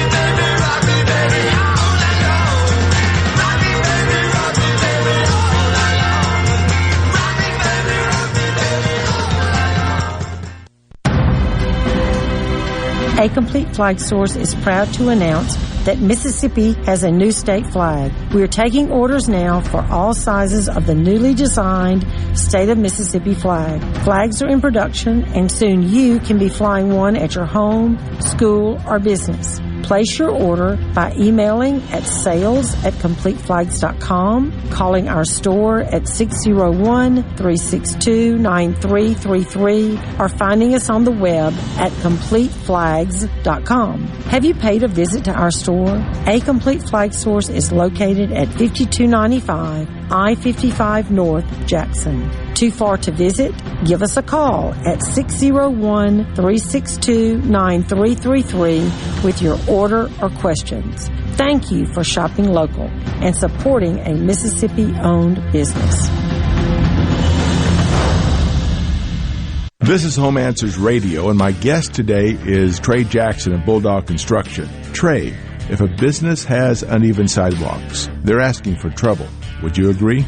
Lynn, they are. It's a trip hazard and it needs to be fixed. Our foam technology can level those uneven walks without having to lay down any new concrete. Much easier and more affordable. Trey, my wife tripped over one of those and skinned her knee up. She was fortunate. Call Bulldog Construction at 601-853-4242. Hello, I'm Gary Jolly from the Tractor Store in Richland. Now's the best time of the year to save more with Mahindra, and it all starts with zero. Pay zero down and 0% interest up to 60 months. That's more for less on many of Mahindra's best-selling models, with tractors that deliver more lift, capacity, fuel efficiency, and built-in weight. So get zero down, 0% interest for up to 60 months on Mahindra, the world's #1 selling tractor, Mahindra, available at the Tractor Store in Richland. The best made-to-order lunch in Northeast Jackson is at 4th and Gold Sports Cafe. The wings, the chicken tenders and bites, fried or grilled, and the best specialty pizzas in the metro. Call 769-208-8283. That's 769-208-8283. 769-208-8283. The Gallo Radio Show is brought to you in part by TrustCare, where you'll find a team of experienced, knowledgeable, and friendly staff. Visit TrustCareHealth.com to schedule an appointment today. TrustCare. Feel better, faster. How can RJ Young help you? with digital communications, managed IT services, business process outsourcing, and office equipment and technology, RJ Young is your source for the technology solutions that power your business. For more information and a quick demo of the modern office and how it's increasing efficiency and bottom lines of businesses across the country, visit us at themodernoffice.com.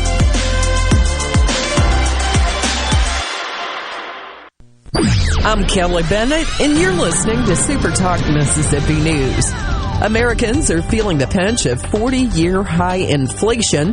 Jim Leggett, a professor of economics at Mississippi State University, talked about how we got here. We spent $6 trillion we didn't have, and you lost 1 million people. I mean, don't forget that. You lose 1 million people, and for whatever reason, about 1.5% of the workforce has fallen out of the workforce. And you get the impression that we're not really ready to face the answer. When you spend a bunch of money you don't have and spend a bunch of money you don't have, it never ends well. One of the books I've read talks about the periods of big government debt. He used the fancy word sovereign debt. Always ends in tears. The rising cost of living is causing more people to fall behind. 32% of adults have paid a bill late in the past 6 months. 61% of them said it's because they didn't have the money to cover the cost. Looking for something fun you and your family can do this weekend? Join Rebecca Turner every Wednesday from 2 to 3 p.m. during Good Things to learn more about statewide events and happenings. Sponsored by the Mississippi Main Street Association.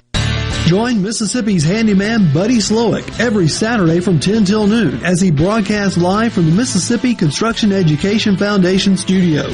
Whether you're looking to learn a trade or expand your skills, contact MCEF today. The University of Mississippi School of Business is hosting its annual Banking and Finance Symposium on October 14th at the Oxford Convention Center. Keynote speakers are Brad Bolton, Chairman ICBA, Marty Mosby, Director of Bank Equity and Strategy, Stiefel and Caitlin Long, CEO and founder Custodia Bank. A Women in Banking breakfast will be held again this year at 8 a.m. This symposium is open to all banking and finance professionals and banking students. To register, go online to the UM alumni page or email Dr. Ken Cyree for more information.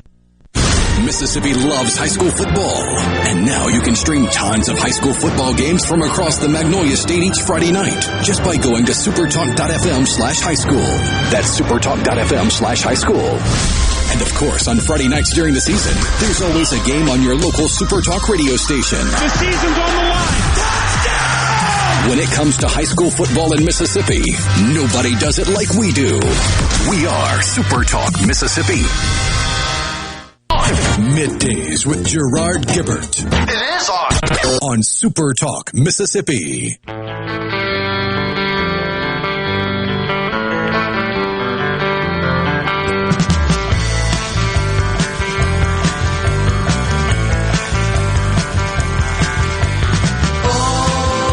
I simply cannot hear this song without thinking about Will Ferrell.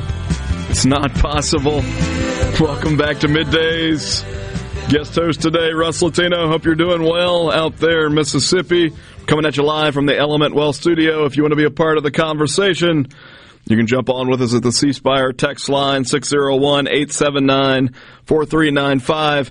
I'm joined by an old friend, a really bright guy, Ilya Shapiro with the Manhattan Institute. Ilya, the Supreme Court hearing today a case about whether or not Californians can bring home the bacon. That's exactly right. And it was a long argument, more than 2 hours. It just finished. I haven't been able to have lunch yet. The idea is California has a law about raising pigs, something that I'm sure Mississippians care about, both raising and consuming them, and about how they're housed and so forth. And this could ultimately impose a huge burden on the pork industry, very little of which is actually in California.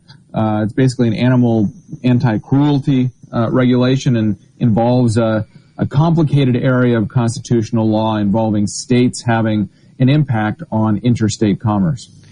Yeah, so essentially California says, and it's not just for pigs, right? I mean, the case the Supreme Court is hearing is about the pig side of things, but chickens and beef as well. California said in order for us to sell these products in our state, regardless of where they are raised and slaughtered, they've got to be raised in very large, serene pens and things that aren't customary in the industry. I think, if I read correctly, 99% of pork produce is produced outside of California. 15% of it is consumed in California that's produced nationally. So help me understand why the Supreme Court would be able to weigh in on this. You're probably familiar with Congress's power to regulate interstate commerce. That's the basis of most federal programs. And since the New Deal, the court is not in the business of kind of looking at whether something is purely intrastate or interstate. Most things with a dollar sign attached pass muster. The inverse of that, and that's why this is called the negative or dormant commerce clause. Here, Congress has not regulated, although there's some question about whether Congress has in the sense of labeling and FDA regulations and things like that. But Congress has not regulated the size of pig pens and such. And here a state is issuing a regulation. Now, it only applies to pork that's sold in California, but it applies or affects operations nationwide. And so the court is grappling with whether that interference or alleged interference with interstate commerce is preempted, is blocked, is trumped by the federal here decision not to regulate in that way. What is your suspicion, having listened to the argument, which I know is dangerous, but what's your read on direction, having listened to the argument? Well, I should say that I had filed a brief in an earlier stage of the case to support the idea that the court evaluate this, because the jurisprudence in this area is very confused. It's based on a 50-year-old precedent. And the court seems to be in the business of reconsidering 50-year-old precedents, that gaudy legalistic wallpaper from the 70s. It sounds, however, that there's not a majority to rule for the pork producers here. It seems like California is going to be able to maintain its rule because of skepticism of how to draw the line. You know, in a sense, any state regulation could have an extraterritorial effect if a producer wants to sell across state lines and can't easily distinguish, where its channels of commerce or which ones it's using to get different products into a particular state. Not to get too nerdy with you, is some of that skepticism of the concept. Yeah, I'm trying to keep this at a high level, because I know you're, I don't want your listeners to change the channel or click on a different link here. Well, no, but I was about to ask something that was even nerdier, which is some of it skepticism about whether or not the concept of the Dormant Commerce Clause really exists in the Constitution at all. That's exactly right. I mean, at least that's coming from Justices Thomas and Gorsuch, who, of course, have a narrower view of the Commerce Clause, the positive Commerce Clause, Congress's power to regulate interstate commerce, and they don't want to have a more expansive view of the negative clause, lest it imply that Congress does have this expansive power. Now, some of the other justices, those on the left, Sotomayor, Kagan, Jackson, seem to be, probably have other concerns, these line drawing issues. And so this could be a sense of where it's sort of the left and the right against the middle. If anything, the justices most favorable to the challengers were Roberts and Kavanaugh, and probably Barrett. So an interesting dynamic. And this is a really interesting case insofar as essentially the Biden administration and the Biden DOJ are effectively against California, right? That's right. This case has odd bedfellows all over the place. Absolutely here. The Solicitor General's office basically took the same position as the producers, distinguishing a health and safety regulation from a morals regulation, because here Californians took a vote, and it was a pretty large majority. I think it was like 64%. Just didn't thought it was cruel to animals not to have large places for them to be raised. It's not based on science that the pork is healthier if it's free range or anything like that. It's just a preference, and so that's what the Biden administration, that's what the Solicitor General, the U.S. government's lawyer, is saying. that the way to draw the line is between health and safety or other economic regulations versus here what's effectively a morality judgment. Well, I feel deeply seen on your assessment of Mississippians' love of pork products, but there are other cases out there that the Supreme Court will consider this term. Last term was clearly just sort of a quiet, we're not going to rock the boat kind of term, and it looks like this one's going to be boring too. Well, nothing's going to top overturning Roe v. Wade, but this will be a big term as well. Next month, the court hears argument in challenges to the use of race in higher education admissions, so affirmative action in college admissions, challenging both Harvard and UNC. Those happen to be the oldest private and public universities in the country, respectively.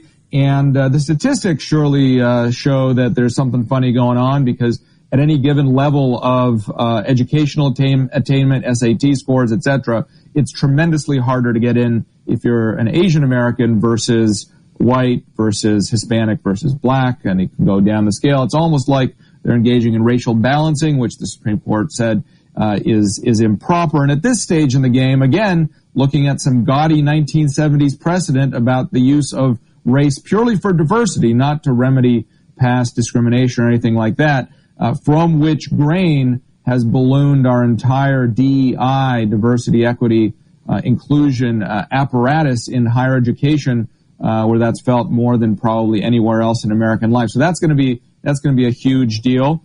We also have, if you recall, the cake baker from Colorado about 5 years ago, Masterpiece Cake Shop, didn't want to bake a cake for a same-sex wedding.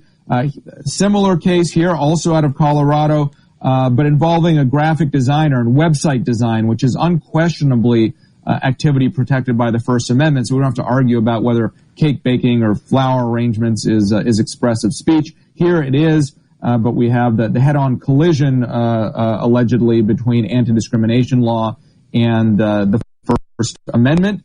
We've already heard argument in a very important environmental regulation property rights case, when there's ponds on your property that get bigger when it rains, or if your property is somewhat near a lake that's somewhat near navigable water, can the EPA come in there and tell you what you can and can't build on your property? So these are some pretty heady issues this term. Yeah, no, it was interesting on the Harvard case, and I guess there's a North Carolina case were they consolidated? They were consolidated, but then once Justice Jackson, the newest justice, was confirmed, they were unconsolidated because she's recused from the Harvard part because she was on the board of overseers there. I don't think it's going to matter to the result, because the public-private distinction, as a matter of first principles, is important, but the court is not looking at the jurisprudence that sets the same standard for recipients of federal education funding as those who are constitutionally bound in terms of being public institutions. I was looking at some of the information in the way that Harvard judges applicants a few days ago, and it was incredible to me that apparently with many Asian students, there are essentially detractors in the formula that they use, where they're saying that they lack personality, or that they are uniformly apparently according to Harvard. And some of this has come out in the discovery materials that we've seen, because that we do have some shocking revelations of what's gone on. There was a trial here, a bench trial, and the judge saw that seemingly uniformly all the Asian Americans who apply to Harvard have very, very bad personalities. Yeah, that's incredible. Ilya, can you stick around for one more segment? Sure. Excellent. We'll be back in just a moment. You're listening to Middays. Russ Latino guest hosting from the Element Wealth Studio.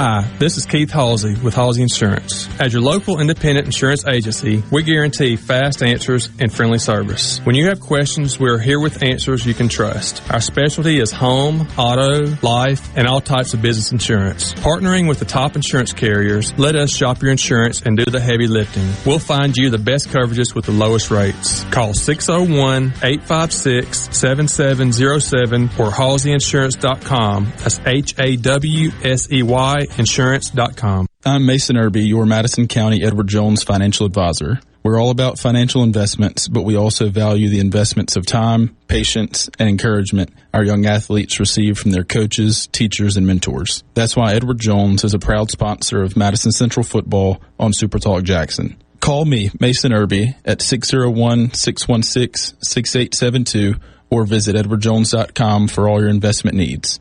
Edward Jones, member SIPC.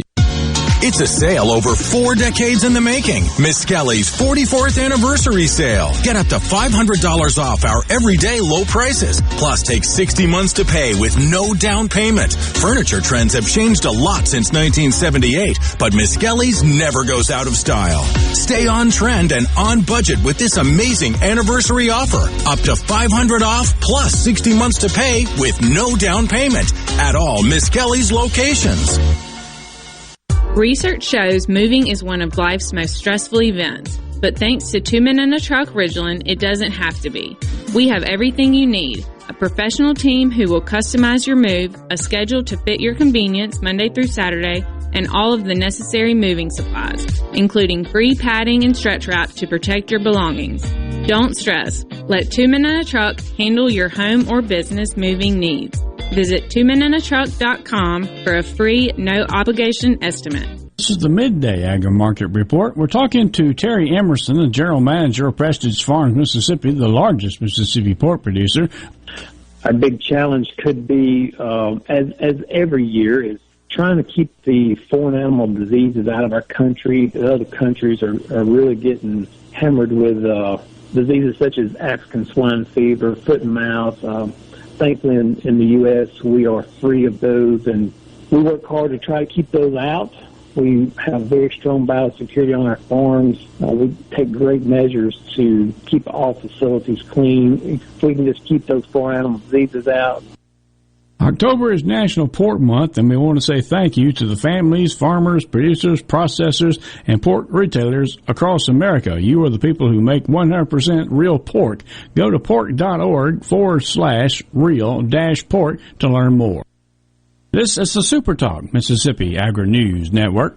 In the South, farmland isn't one size fits all. That's why Delta Pine cotton varieties are bred and tested locally to improve yield potential in your neck of the woods. Featuring advanced weed and insect control to protect your cotton all season long and excellent yield potential for more pounds per acre. It's no wonder Delta Pine cotton consistently performs year after year.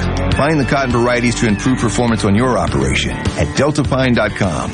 Read and follow pesticide label directions, grain marketing, and other stewardship practices. How would you like to be a step ahead of your competition? I'm talking about the cotton pests that eat at your bottom line, like key tarnish plant bug and thrip species. With Thrive On technology, you can. It's the industry's first cotton biotech trait to offer built-in protection against these insects. Talk to your local Bayer rep or dealer about this breakthrough technology or learn more at thriveon.com. Contact your local sales representative to learn about the availability of Thrive On technology. Read and follow pesticide label directions, IRM, grain marketing, and other stewardship practices.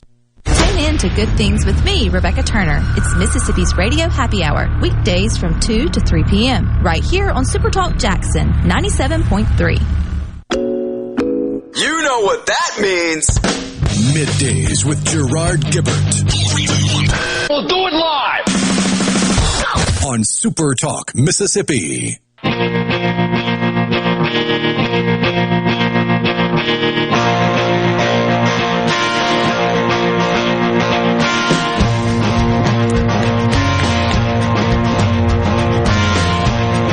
Welcome back, Mississippi, to Middays. Gerard will be back tomorrow. Russ Latino guest hosting, talking to Ilya Shapiro with Manhattan Institute. Ilya, you're going to be in Mississippi on several different occasions in the near future here, right? That's right. October 27th, I'll be in Jackson at the River Hills Club for lunch for a Federalist Society event, talking about this Supreme Court term and the big cases that you and I have just been discussing. And same thing the next day in Gulfport at the Great Southern Club. Both of those events, I believe, start at 11:30 a.m. for some kibitzing, and then at noon I start talking at you. Very, very good. I would encourage anybody who can attend one of those events to attend one of those events. Ilya is a great presenter and brings a lot of valuable insights. He's also written an excellent book, Supreme Disorder. So I would encourage everybody to go to your best bookstore or Amazon and pick up a copy today. We don't want to run out, right? Absolutely, and it's available in so many different versions, Kindle, Audible, all this stuff. Updated paperback edition just came out in July, so it makes a great gift for any holiday or just any occasion, really. So, Supreme Disorder, Judicial Nominations, and the Politics of America's Highest Court. Yeah, and I would encourage everybody to pick up a copy. Ilya, we just got a couple more minutes. I wanted to, if possible, dig maybe a little bit deeper into Sackett, which is coming off of a good decision last term, where the Supreme Court said the EPA really was overreaching in terms of its authorization to enact regulation or to really administer regulation. Sackett's another similar type case where you could see the Supreme Court going even further. Yeah, that was the case of the Clean Water Act that I teased without giving the name a little bit ago here. The last term, the court interpreted the Clean Air Act to say that Congress has to speak clearly if it wants to give that kind of awesome authority to regulate to the EPA. Somewhat of a different issue here about the definition of navigable water, such that it is a federal issue. I was joking about the ponds, but Congress is not supposed to be able to tell you what to do with your ponds or puddles unless they are connected somehow, or at least the technical term is adjacent to navigable waters. And this is a big issue that's been litigated now over a decade. In fact, this case, Sackett, was at the Supreme Court a decade ago, where the court said unanimously that this couple in Idaho, the Sacketts, could indeed bring this action before the EPA decides to enforce a $75,000 daily fine on them. So, yes, this case could be the sleeper hit of the term, as it were, and important for jurisprudence, not going to beat out affirmative action and anti-discrimination law for the headlines, but very important for regulation. There's also an interesting election law question before the court in the Moore case out of North Carolina, I believe. Talk a little bit about that case and the implications as we consider, sort of post-2020, what's the role of states in deciding election law? Yeah, this case involves what's known as the independent state legislature doctrine, which comes from a constitutional provision that said state legislatures shall essentially make state election law. Now, the interesting thing is, of course, state courts interpret state law. They do that all the time by definition. That's what they do with respect to criminal law, family law, tort law, contract law, and election law as well. So is there a federal constitutional distinction from when the state court interprets state election law to when it rewrites it? It's a very interesting question. A few years ago in a challenge involving partisan gerrymandering, the Supreme Court said there are no federal constitutional standards for determining when politicians take politics too much into account when drawing district lines. Will the court find some way to say when there's this violation of the independent state legislature doctrine, or just the state Supreme Court is going too far, or is it purely left to the state citizenry to change the state Supreme Court if it thinks that they're acting out of sorts with what the state constitution says? I spoke at an event recently, and part of the conversation was around Dobbs. And it came up that from someone else who was on the dais that Dobbs was the most egregious attack on democracy in the history of the court, which struck me as funny, since essentially what the court said was we're going to return it to the people's elected representatives to make decisions. I think people have become accustomed to the court making policy. What's your read on this court and how far they're moving us back towards what I would say is the true constitutional purpose? Yeah, the anti-democratic line, I think the left-wing critics are used to using that when the court stops some sort of federal law, because then you're going against Congress. It's anti-democratic. But here, it's returning the issue, as you said, to state law. Look, most of this is manufactured outrage. People get polled every year. Some years conservatives like the decision, some year the liberals do. The court is not facing some sort of crisis of legitimacy any more than our institutions are more broadly, which they are. But the court certainly has more respect, and deservedly so, than Congress and the presidency and pretty much any other institution. Ilya, it's been great. We want to do it again. Thanks for being on with me, my man. Thank you, and I look forward to seeing you down in Mississippi in a couple of weeks. Very good. You're listening to Middays with Gerard Gibert, Russ Latino guest hosting from the Element Wealth studio. When we come back, Senator Roger Wicker discussing Russia and Ukraine. I said that time may change me, but I can't trace time. Your home for Ole Miss sports. WFMN Flora Jackson. SuperTalk Mississippi. Powered by your tree professionals at Barone's Tree Pros. 601-345-8090. News. I'm Chris Foster. More Russian missiles and drone bombs have hit Ukraine. Attacks on civilians condemned by G7 leaders, including President Biden, after a video conference with Ukraine's President Zelensky. Their message repeated by NATO Secretary General Jens Stoltenberg. Our message is clear. NATO stands with Ukraine for as long as it takes. The Russian strikes are also hitting energy infrastructure. In Pennsylvania, children and adults taking care of them are sick from a carbon monoxide leak. More than 24 kids and workers from the Happy Smiles Learning Center in Allentown, Pennsylvania are stable after being taken to hospitals in what the fire chief called a massive emergency response. It started early this morning with a 911 call about an unconscious child at the daycare. Fox's Tanya J. Powers, another daycare around the corner, took in kids who needed taking care of. America's listening to Fox News. As locals, ADS Security is committed to keeping the community safe. We're the same great company, same local office, with the same local service you've counted on for years. Visit us in Gluckstadt. ADS Security, 601-898-3105. Call today. Magnolia Health is made for Mississippi.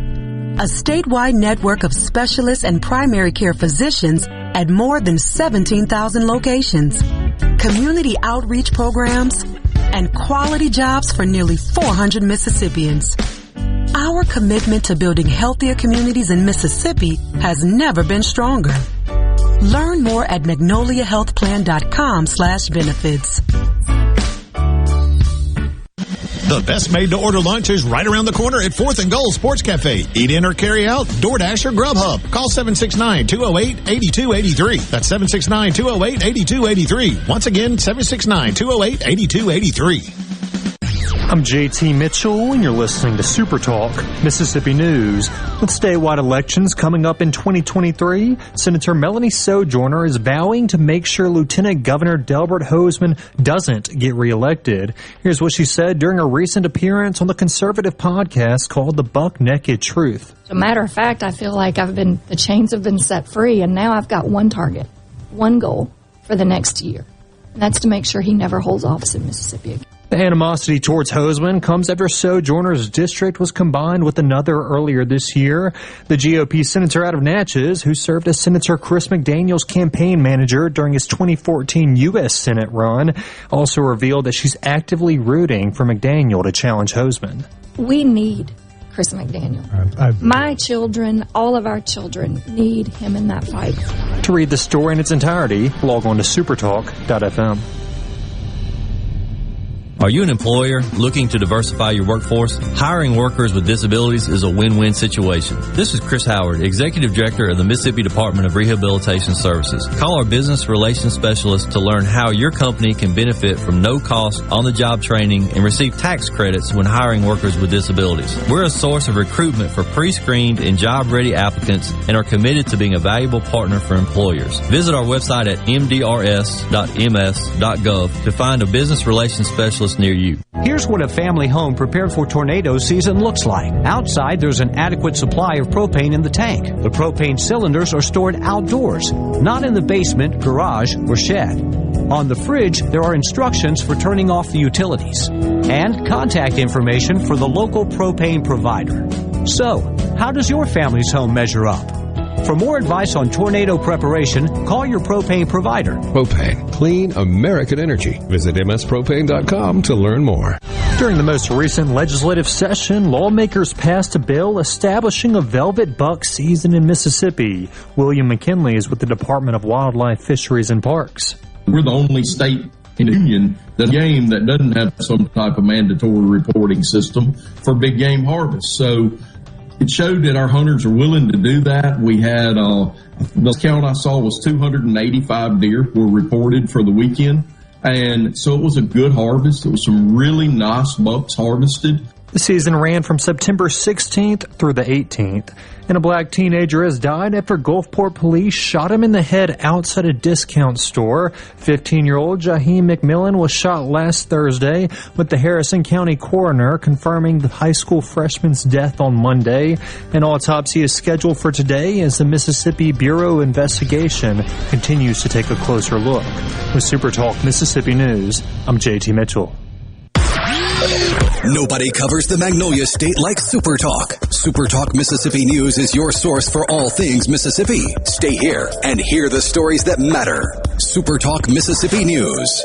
Online at supertalk.fm. Join Sports Talk Mississippi every Friday during the 5 o'clock hour for Food Fridays presented by Polk's Meat. We'll tell you our favorite way to grill the delicious Polk's Original, Cajun, and garlic and green onion sausages, as well as other barbecue favorites. Remember, picky people pick Polk's. How has Mississippi Farm Bureau Federation impacted your life over the last 100 years? Connecting the state through broadband service, protecting your private property, great insurance, member benefits, saving your hard-earned income, and oh yes, our farms grow the cleanest and safest food in the world. Agriculture and so much more. We're what's best for all Mississippi. The Mississippi Farm Bureau Federation. 100 years of faith, family, and Farm Bureau. Become a member today at msfb.org. Hey, it's Richard Cross. Be sure to catch Sports Talk Mississippi, your new home for the best sports coverage right here in the Magnolia State. Every day from 3 until 6, right here on Super Talk Jackson 97.3. And now, another hour of the talk that keeps Mississippi talking. Middays with Gerard Gibert. Begin your transition now. Now on Super Talk Mississippi.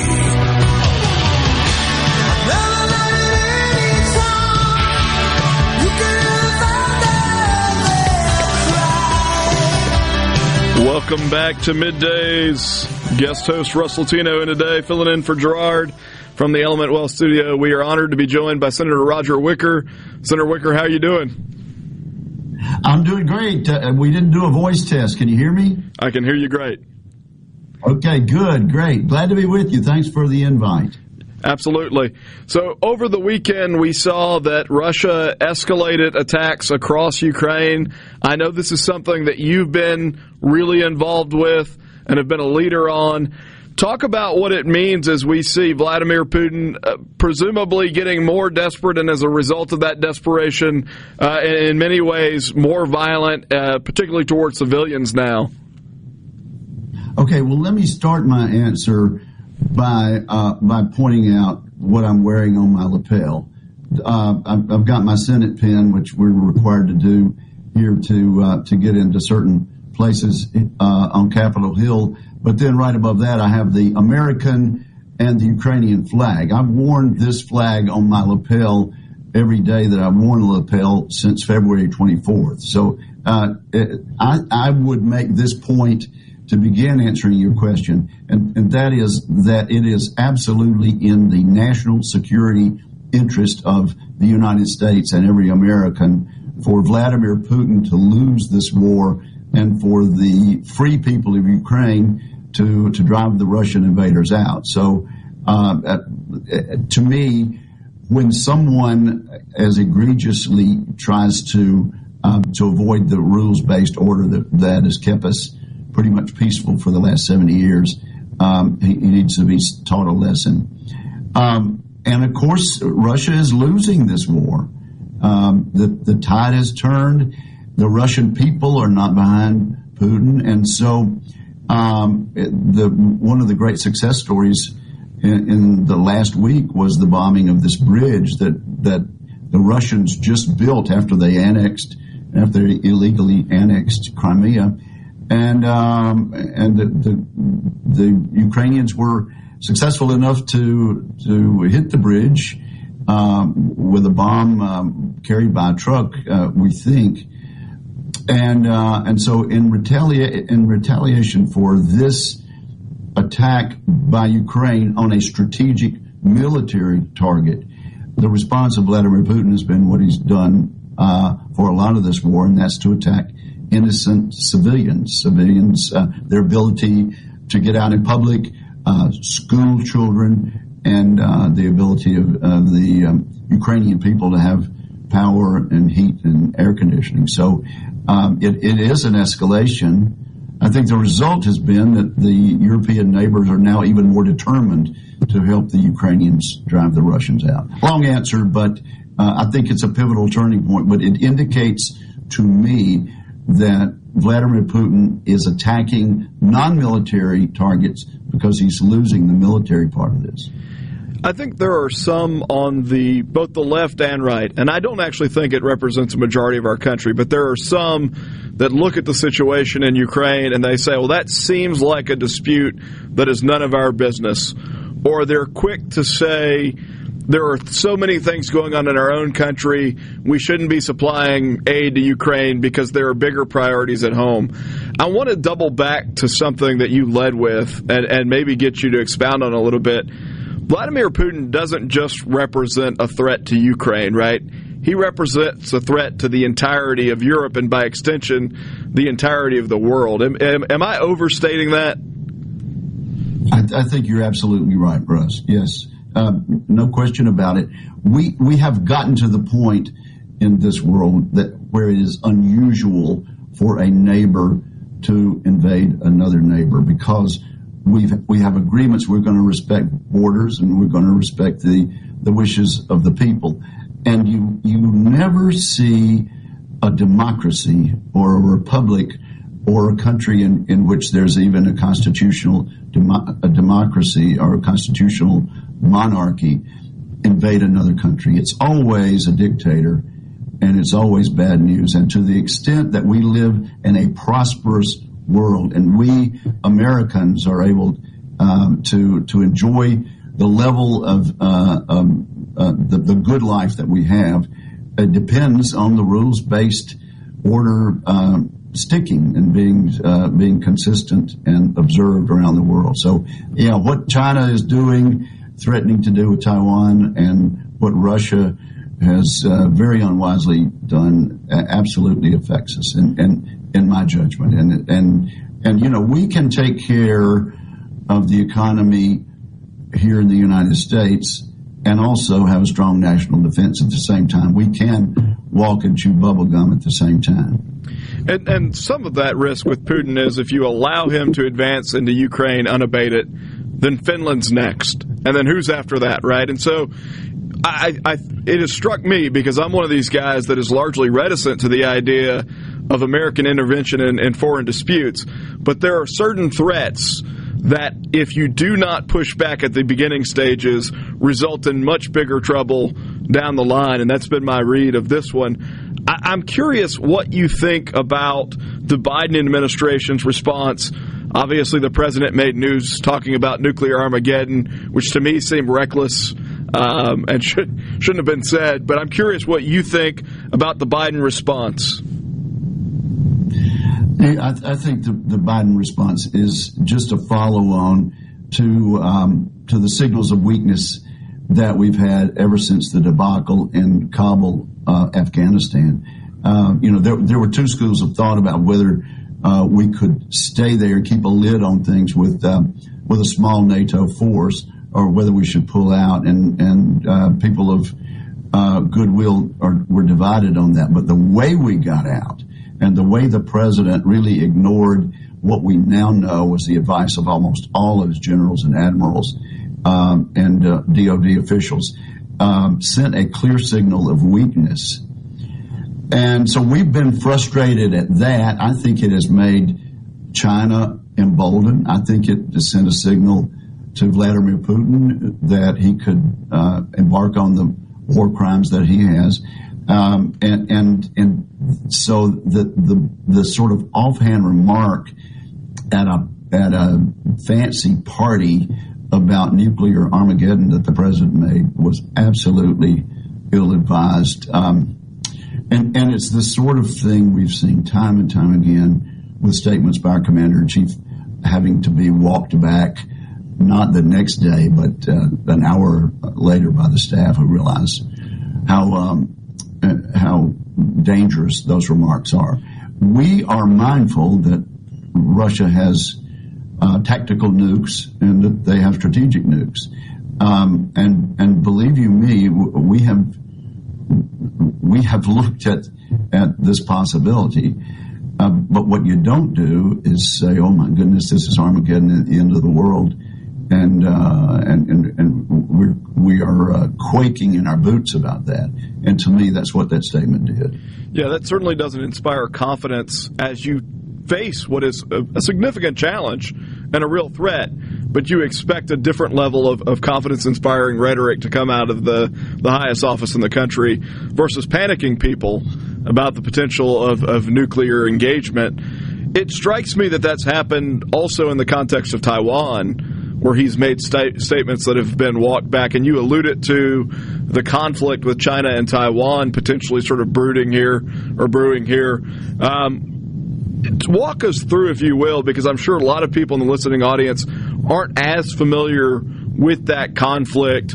You know, China obviously, I guess, claims that Taiwan is its sovereign territory, but what has brought that to the forefront in recent months? Well, what's brought it to the forefront is that the president of Communist China, this President Xi, spelled X-I, is more and more aggressive, and he's been building up his defenses, and the country's not that prosperous like we thought they were going to be, but they certainly are spending their resources on the Navy and other armaments, but particularly trying to dominate the Pacific. They believe in the one China policy, which the United Nations and the United States have given lip service to, because we don't want to create a disturbance needlessly. But clearly, it's also our view in the Taiwan Relations Act that Taiwan makes its own decisions, that they are an independent unit out there, and that they are a democracy. They're the kind of place where once you have an election like the United States, you don't know who's going to win till they count the votes, unlike Russia and Iran. And we need to do everything we can to keep the peace in the Pacific. And I think the way you do that is be strong. And so our Navy is not adequate really to the task out there, and we've got some building to do. And absolutely, when I move into a leadership position later on this year in the Armed Services Committee, I hope one of the things we can do is be stronger with our arms and prevent war. We'll be back in just a moment. The Gallo Radio Show is brought to you in part by TrustCare, where you'll find a team of experienced, knowledgeable, and friendly staff. Visit TrustCareHealth.com to schedule an appointment today. TrustCare. Feel better, faster. Hello, I'm Colonel Randy Ginn, Director of the Mississippi Highway Patrol. In 2021, MHP investigated 1,480 crashes involving commercial motor vehicles on Mississippi roadways. Many of those crashes could have been avoided. The MHP Motor Carrier Safety Division is partnering with big rig truckers to conduct safety checks across our state through the Troopers and Truckers Safety Initiative. The Department of Public Safety and the Federal Motor Carrier Safety Administration are working together with one common goal: to keep our highways safe for everyone. Thank you, and drive safe. When you choose Roto-Rooter, you'll get honest estimates and no hassle guarantees, so you can get it fixed quickly and enjoy peace of mind. We're there for you 24 hours a day, 7 days a week, day and night, holidays, and weekends. We've been providing service to Mississippi for over 80 years. Call the original Roto-Rooter, 601-353-3333. Mention this ad to receive $25 off any service. Call Roto-Rooter, that's the name. And away go troubles down the drain. Roto-Rooter. This is Allison Callaway. Since 1954, Callaway's has been family-owned and operated, located in Gluckstadt, south of Germantown High. Callaway's has a large selection of all your favorite trees, shrubs, and fall color plants. Callaway's has large rolls of pine straw, and we offer quantity pricing. Callaway's outdoor patio furniture is in stock and ready for delivery, all 20 to 50% off, and for a limited time, free delivery in the metro area. Our farmers market is full of fresh fruits, vegetables, fall pumpkins, local honey, jellies, jams, and the best tomatoes in town. Callaway's has farm fresh produce 7 days a week. Did you know Callaway's has beautiful decorative accessories and gift items for your indoor and outdoor living spaces? Callaway's has bulk soils for pickup and local delivery. Callaway's landscape designers Clinton Streeter and Corey Castle can design and install your landscape. Callaway's Gluckstadt on Calhoun Station Parkway, south of Germantown High. Everything for home and garden, that's what Callaway's is. Hello, I'm Gary Jolly from the Tractor Store. LS Tractor understands your passion for the land, and just like you, LS Tractor is committed to excellence and superior products. LS Tractor comes with a long list of standard features that are unmatched by other brands and backed with the LS commitment to provide exceptional customer service and satisfaction. You get a lot more for your money with the LS Tractor. Come to the Tractor Store in Richland to experience the LS difference. The Tractor Store in Richland. Be sure and check out the newly remodeled Basil's in Fondren, where you get simple food done well. And don't forget to drop by Basil's Fountain View at the Renaissance. Go to eatbasils.com for online ordering for both locations. That's Basil's. This is Ben Shapiro reminding you to listen to The Ben Shapiro Show weekday nights starting at 9 p.m. here on 97.3 Super Talk Jackson. Okay, is everybody ready? I'm ready. Ready here. Middays with Gerard Gibert on Super Talk, Mississippi.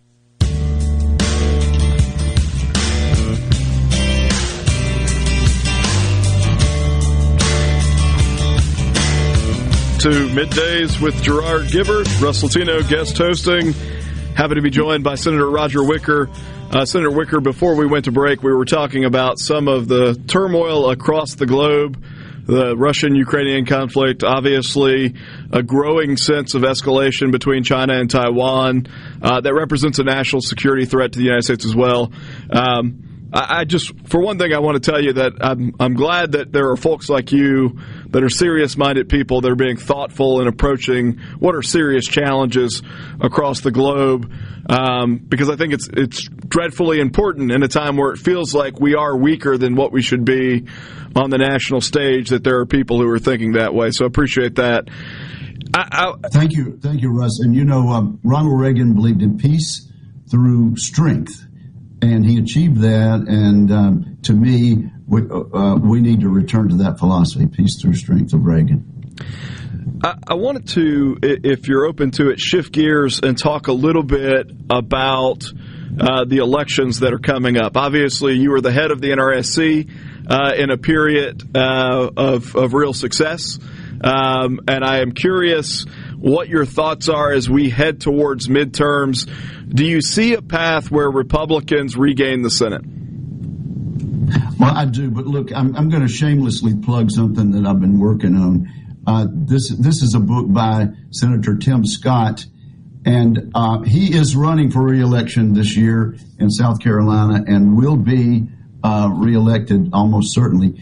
He's going to make a presentation at the University of Mississippi Gertrude Ford Center on Friday afternoon, ushering in the Declaration of Independence Center, where we're going to study, have a minor at a major university, the first in the country, studying Declaration of Independence thought. That's 4 p.m. Friday, and I would hope that the press and the people in Mississippi would come and be part of that. Regrettably, Tim's going to have to appear remotely because he's come down with COVID, but it's a big announcement and a big step for a major university to put in their philosophy department a course of study that says what we did in 1776 and 1787 was special, and it's a good thing to celebrate and challenge those people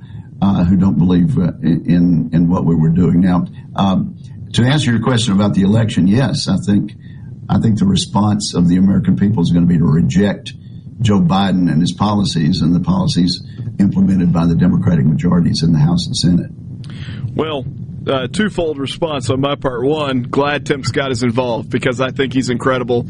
I have been a big fan of him for a long time. Two, a question for you on the elections. What are the biggest races in the country right now where you see the opportunity for Republicans to gain a seat that would give you the majority? I think we've got a reasonable chance, and in 4 states. I think we've got a good chance in New Hampshire, Georgia with Herschel Walker, out in the state of Nevada with Adam Laxalt, and in Arizona. We have other longer shots, maybe in Colorado and the state of Washington. But here's the key issue, Russ. Almost every decision that President Biden has made has resulted in the shape we're in. I mean, he went on the attack against domestic oil and gas from day one with the regulatory policy. And so is it any wonder that gas prices are above $3 again in the state of Mississippi? They're above $6 out in California. He was warned by President Obama's economic advisor, Larry Summers, not to do this expensive stimulus package. It would cause inflation. They went ahead and did it anyway, passed it on a strict partisan basis. So that's why we have the inflation, not to mention the weakness that I've already talked about in foreign policy and on the border. Again, even during the campaign, candidate Biden said we're going to open the border. I mean, he could not have made a clearer statement. So all 4 of those issues, I think, are the issues that are top of mind for the American voter. And I think they're going to decide we need at least some counterbalance to these policies coming out of the White House. And the last thing we need is a majority in the Senate and a majority in the House that are going to continue to rubber stamp these Biden policies. What do you see as the biggest challenges? Is it Pennsylvania? Is it Wisconsin? Well, I see we hold all of the seats that we have. In Wisconsin, this is the 3rd time Senator Ron Johnson has run. He's won both times before, and I can tell you the last time was 6 years ago when I was chairman of the committee, and he never was ahead in any of the polls. He's actually a bit ahead this year, so I feel real good about that. And again, he is running against someone who would absolutely be a rubber stamp for all of these wrong-headed energy and national security and border security policies that President Biden has.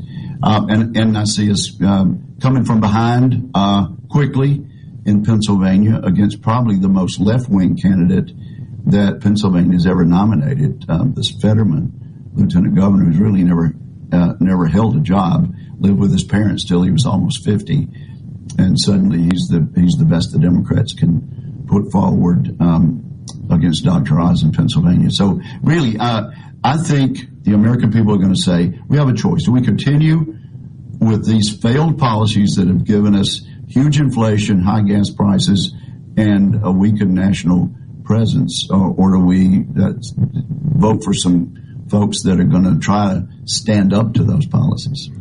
Yeah, at least with Fetterman, I don't know that I've ever seen anybody run for the United States Senate in a hoodie, so that's a first. But I'm pretty sure he doesn't own a tie. It strikes me that... Well, that's okay. A lot of people don't own ties, but he is absolutely further to the left than Bernie Sanders, elected as a socialist candidate. It's the policies he would vote for that are even more out of the mainstream than the hoodie he wears. Than his attire? That's an excellent point. It strikes me that, obviously during election season, the natural tendency is you gravitate back into your party. They're going to be talking points that both sides use. But outside of election season, when things actually get done, that there used to be at least some appetite to find common ground and accomplish things in D.C. It feels like that has, in a lot of ways, dissipated or been eroded. Am I overstating the level of animosity in D.C. or the atmosphere? Well, it's pretty bad. I will say this. After the election, I'm going to move into a leadership position on the Armed Services Committee. I'll be chairman if the Republicans retake the majority, and I'll be the ranking Republican if not. On that committee, I will say that our current chairman, Senator Jack Reed, a Democrat of Rhode Island, and Senator Inhofe, the Republican from Oklahoma, have worked together. And you'd be surprised how much progress we've been able to make in that regard, increasing the military budget from what President Biden has suggested, a substantial investment in again, Reagan-like peace through strength. So if you want to be encouraged about one thing, it would be that maybe that's a special issue where we've come to some consensus. I'm curious, as you look at the landscape over the next couple of years, obviously we've got foreign conflicts, we've got questions about inflation. If you wanted to give people hope, not about Washington, D.C., but about the future of this country, what would you say to them? Well, the real hope is that we can carry on for the next 2 years under the Biden and Harris administration. They're still going to be in charge of the bureaucracy, which, as you know, makes a lot of the decisions. But to the extent over the next 2 years that we can absolutely block these stimulus bills and keep taxes from going up, a majority in the House and a majority in the U.S. Senate will absolutely prevent any further tax hikes. And we know President Biden would like to do that. If the Democrats win the House and Senate, we're going to have another big tax bite and a further chipping away of the Trump tax cuts of 2017, which I think is probably the best thing I voted for in recent years, because it ushered in an era of growth and job creation, took the burden off job creators, and gave them a little more flexibility to create more American jobs. Thank you. We've been joined by Senator Roger Wicker. Thank you for your time, sir. Thank you for your service right now. You're listening to Middays with Gerard Gibert, Russ Latino guest hosting from the Element Wealth studio. We'll be back in just a moment.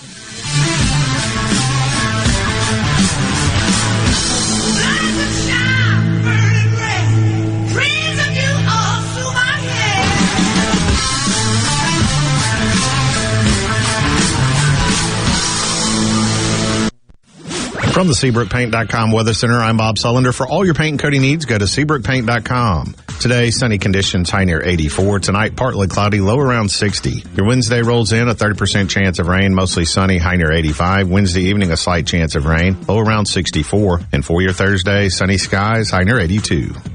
This weather brought to you by our friends at Gaddis McLaurin Mercantile since 1871. For all your deer camp needs, stop by today. Gaddis McLaurin Mercantile in downtown Bolton.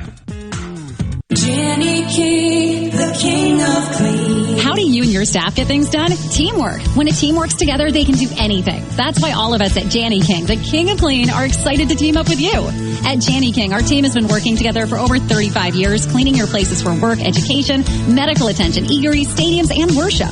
Let our team help your team. Go to JannyKingCleans.com and trust your clean to the king. That's JannyKingCleans.com. Janny King, the king of clean. At Fillmore Buick GMC, we strive to make buying your next vehicle easy and take care of you long after you drive off the lot. That means upfront and honest pricing, doing everything we can to make the time you spend in the dealership as short or as long as you need. It means we understand that purchasing a vehicle is more than just a transaction for you. We want you to enjoy the experience as much as we appreciate your business. Find your next Buick, GMC, or pre-owned vehicle at FillmoreBuickGMC.com. Fillmore Buick GMC. You drive everything we do. For all your glass needs, call Venable Glass Services. Glass Networks. They're there to try and steer you to use their own glass shop. Well, you can tell your insurance you want to use Venable Glass, and there'll be no additional cost to them to get the highest quality glass. Venable Glass is locally owned and operated, and they do windshield replacement and rock repair right there in their shops. Or they'll even come to you in the Tri-County area for free. That's right, free mobile service. At Venable Glass, they also do frameless and frame shower doors, mirrors cut to size and installed, picture frame glass, tables, desktops, insulated glass, plexiglass, commercial storefronts, and heavy equipment glass. Venable Glass. They'll come out and give you a free estimate. They want to work hard for your business. Venable Glass. Open Monday through Friday, 8 to 5, and on Saturday, 8 to noon. Hey, there's 2 locations too in Ridgeland at 660 Highway 51 North and Brandon at 209 Woodgate Drive South in Cross Gates. Check them out on the web at venableglass.com. Remember, for all your glass needs, call Venable Glass Services. 601-605-4443. I'm Andy Gibson, your Commissioner of Agriculture, inviting you to the 163rd Mississippi State Fair in Jackson, October 6th through 16th. There'll be music, food, rides, and games for the whole family. This year we're going to have great live music, all free with the price of admission. Come on out to experience Scotty McCreery,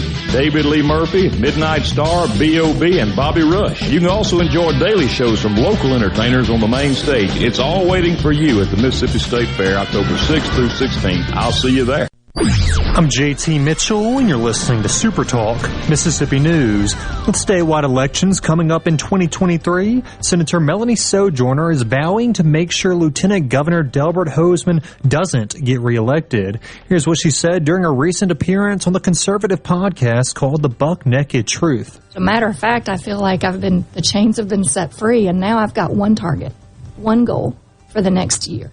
And that's to make sure he never holds office in Mississippi again. The animosity towards Hosemann comes after Sojourner's district was combined with another earlier this year. The GOP senator out of Natchez, who served as Senator Chris McDaniel's campaign manager during his 2014 U.S. Senate run, also revealed that she's actively rooting for McDaniel to challenge Hosemann. We need Chris McDaniel. My children, all of our children, need him in that fight. To read the story in its entirety, log on to supertalk.fm. From the ground up, from the grassroots. That's how we began in 1922, and that's how we do things today. The Mississippi Farm Bureau Federation celebrates 100 years in 2022. 100 years of farming, ranching, and supporting our 180,000 member families. From our state capital in Jackson to our nation's capital in Washington, D.C. Creating policy, advocating for a better way of life for all Mississippi. We've been there through the tough times when Hurricane Katrina blew ashore. There is extensive damage on U.S. 90. Triumphant times, winning the right to vote to protect private property rights for Mississippians. We introduced benefits like our insurance in the 1940s and fought to stretch broadband internet service from DeSoto County to the Mississippi Gulf Coast. So, from the ground up, not just a farm organization, 100 years of strengthening our families, our communities, and our state. The Mississippi Farm Bureau Federation. 100 years of faith, family, and Farm Bureau. Super Talk. Nobody keeps Mississippi informed like we do. With 12 stations covering all 82 counties. If it happens in your state, we're on top of it. The news, the weather, the sports, and the talk that's important to you. The issues that matter to you, your family, and your bank account. It's all right here. And when you're away from home, depend on the SuperTalk app and supertalk.fm to stay in the know. We're proud to serve our fellow Mississippians. SuperTalk, Mississippi. Come on. Middays with Gerard Gibert. All right, we are back on Super Talk, Mississippi.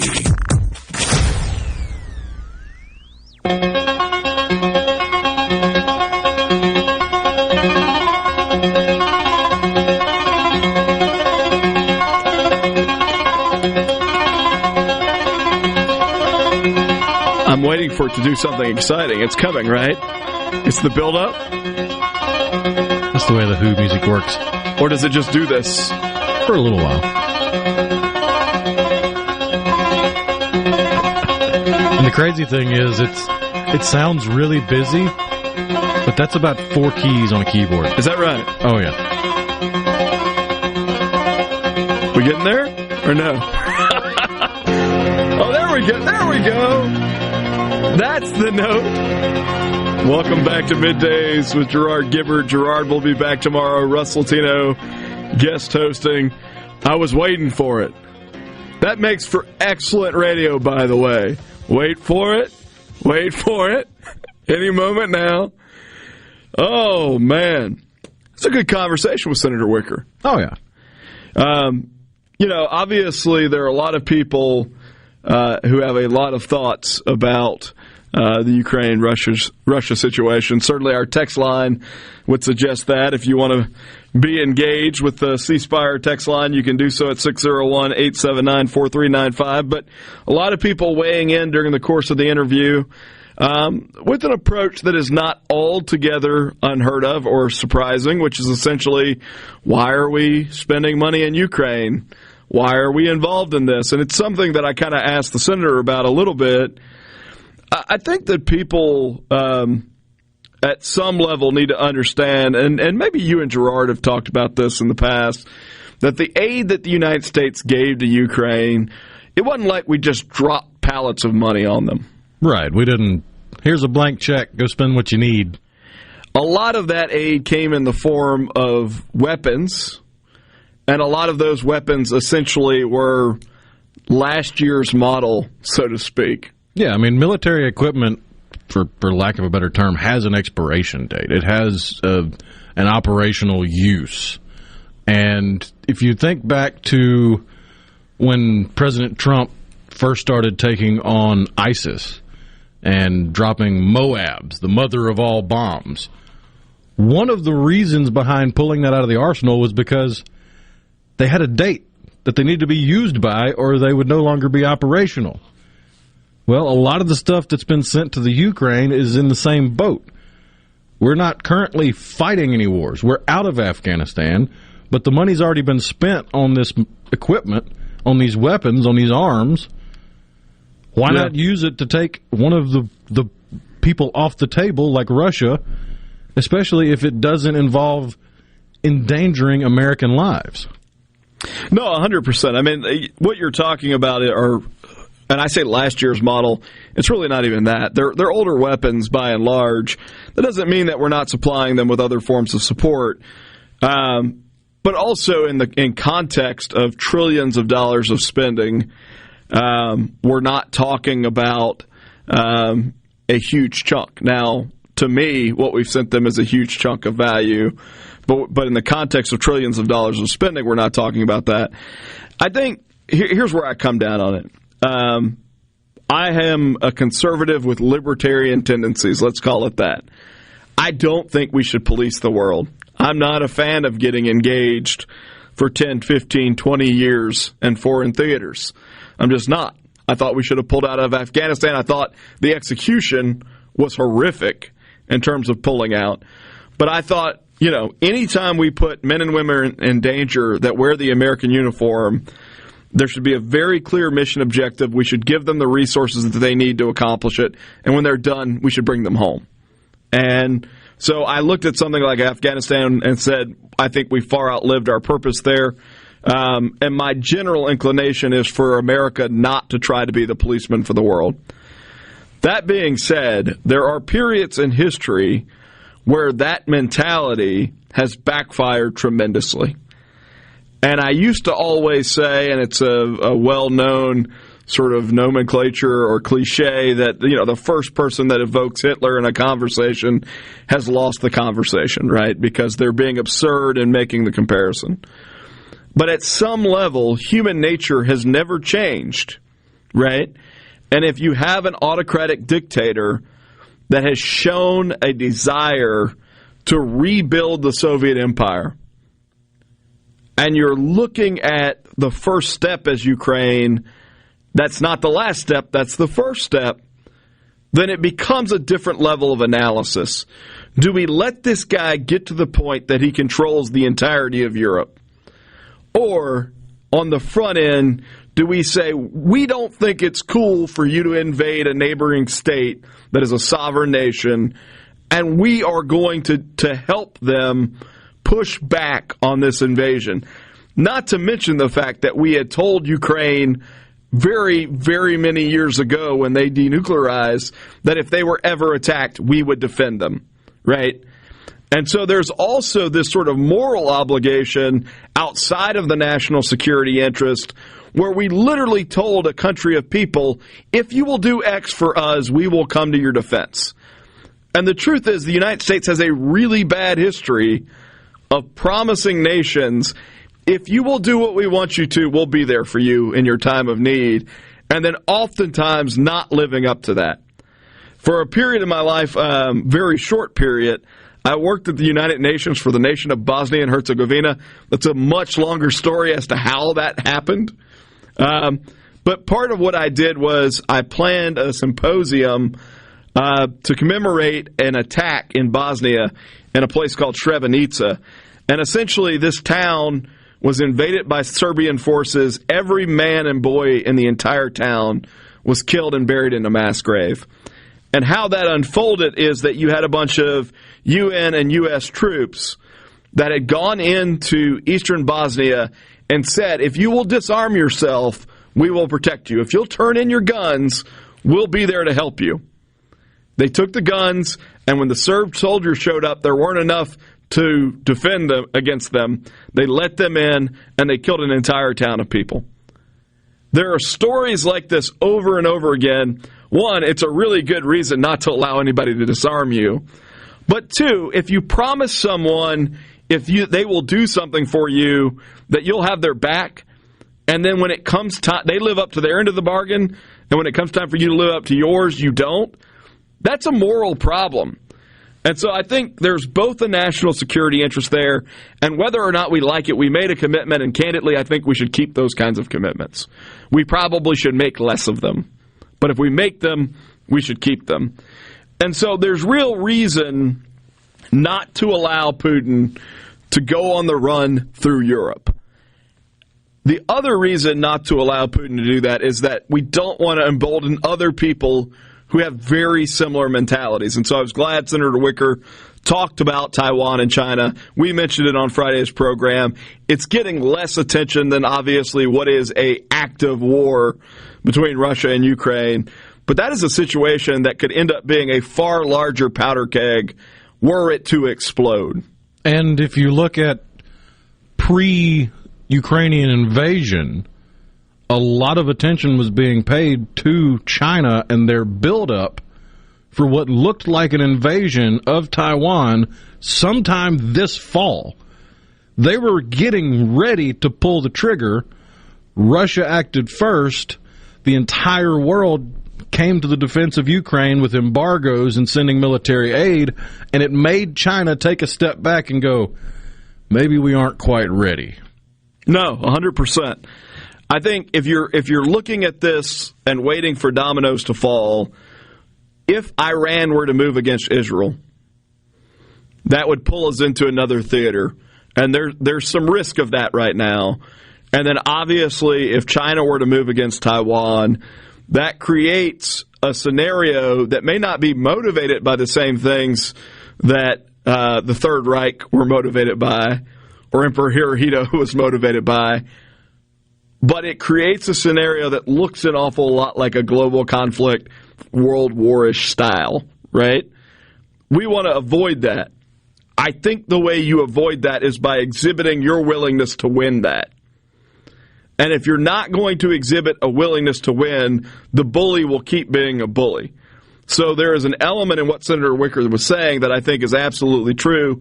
For the purpose and the interest of United States citizens, we can't afford to let the bully go unpunched in the nose. And I think to some degree, that's what we're seeing.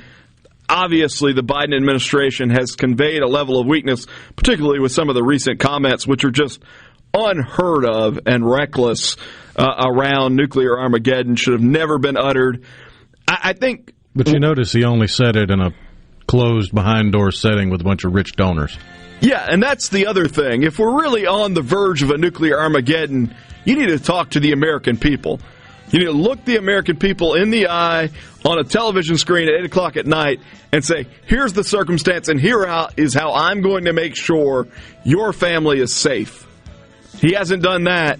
he's trying to raise money off of fear, and in doing that, creating global fear and panic. It's not smart. It's reckless. And I guess it's emblematic of where we are in terms of leadership right now. You're listening to Middays with Gerard Gibert, coming with you from the Element Wealth Studio. Russ Latino guest hosting. We'll be back in just a moment, and we'll talk about fentanyl trick-or-treating.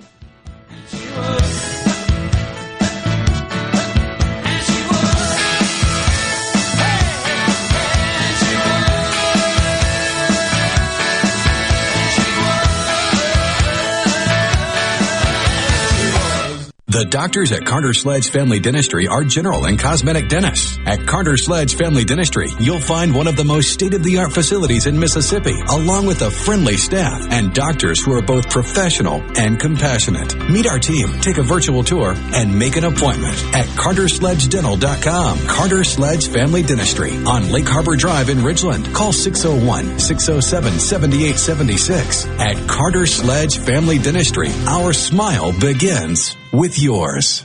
Hey, this is Will with Service Specialists. Are you looking for new employees, spending hours searching recruitment sites? For over 50 years, Service Specialists has been connecting hard-to-find qualified candidates for employers. We have candidates for all your administrative, professional, manufacturing, and industrial needs. Check us out online at ServiceSpecialistLTD.com. That's ServiceSpecialistLTD.com. Service Specialists, your expert recruiters helping employers and job candidates connect since 1967, with offices in Ridgeland, Canton, and Oxford. This is Dave Logan with Cannon Nissan of Jackson. Now's the time to get a brand new Nissan from Cannon Nissan of Jackson. New Nissans are arriving daily, and Cannon Nissan will match any competitor's prices on tires, batteries, and more. Nobody beats a Cannon deal. Nobody. Nicely done, Beef. When football fans everywhere cheer for their team, they're cheering for you too. Because your savory snacks fuel the gridiron battle.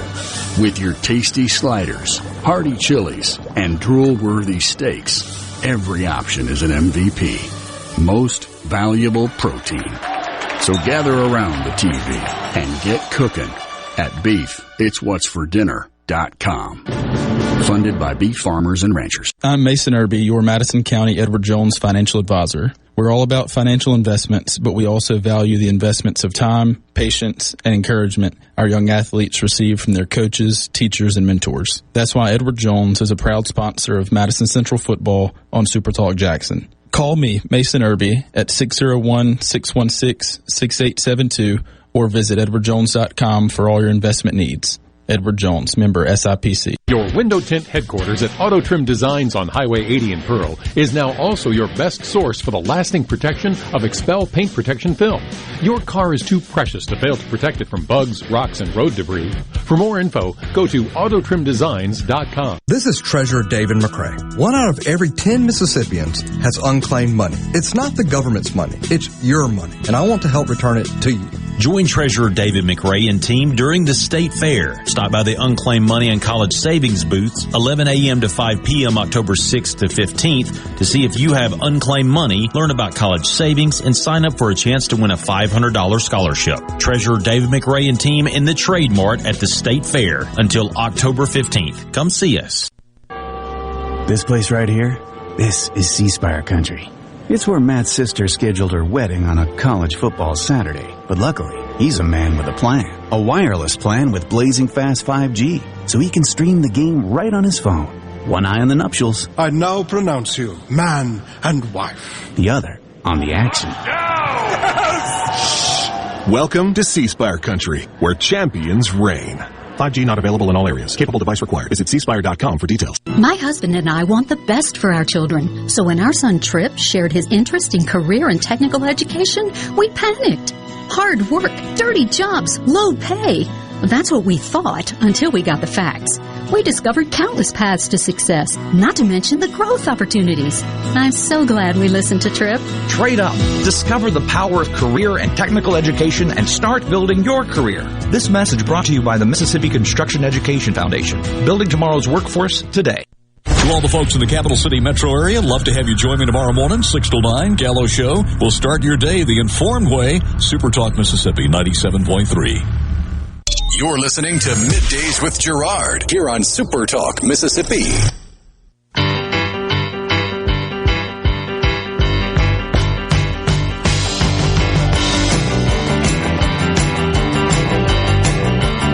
Welcome back to Middays with Gerard Gibert. Russ Latino guest hosting for Gerard. He will be back tomorrow, but hosting from the Element Wealth studio. If you're thinking about or planning retirement, you should do that. Go to myelementwealth.com. Call 601-957-6006 to let Element Wealth help you find the balance between income growth and guarantees. Thanks to everybody who's been engaged on the C Spire text line today. Text line number 601-879-4395. Appreciate the feedback, questions, all of it, good stuff, even when I disagree. Speaking of things I disagree with, there is this sort of hysteria that is taking to the airwaves and Twitter and all sorts of places. Oh, it's been around long before Twitter ever even was a twinkle in the eye of the creators. Hysteria?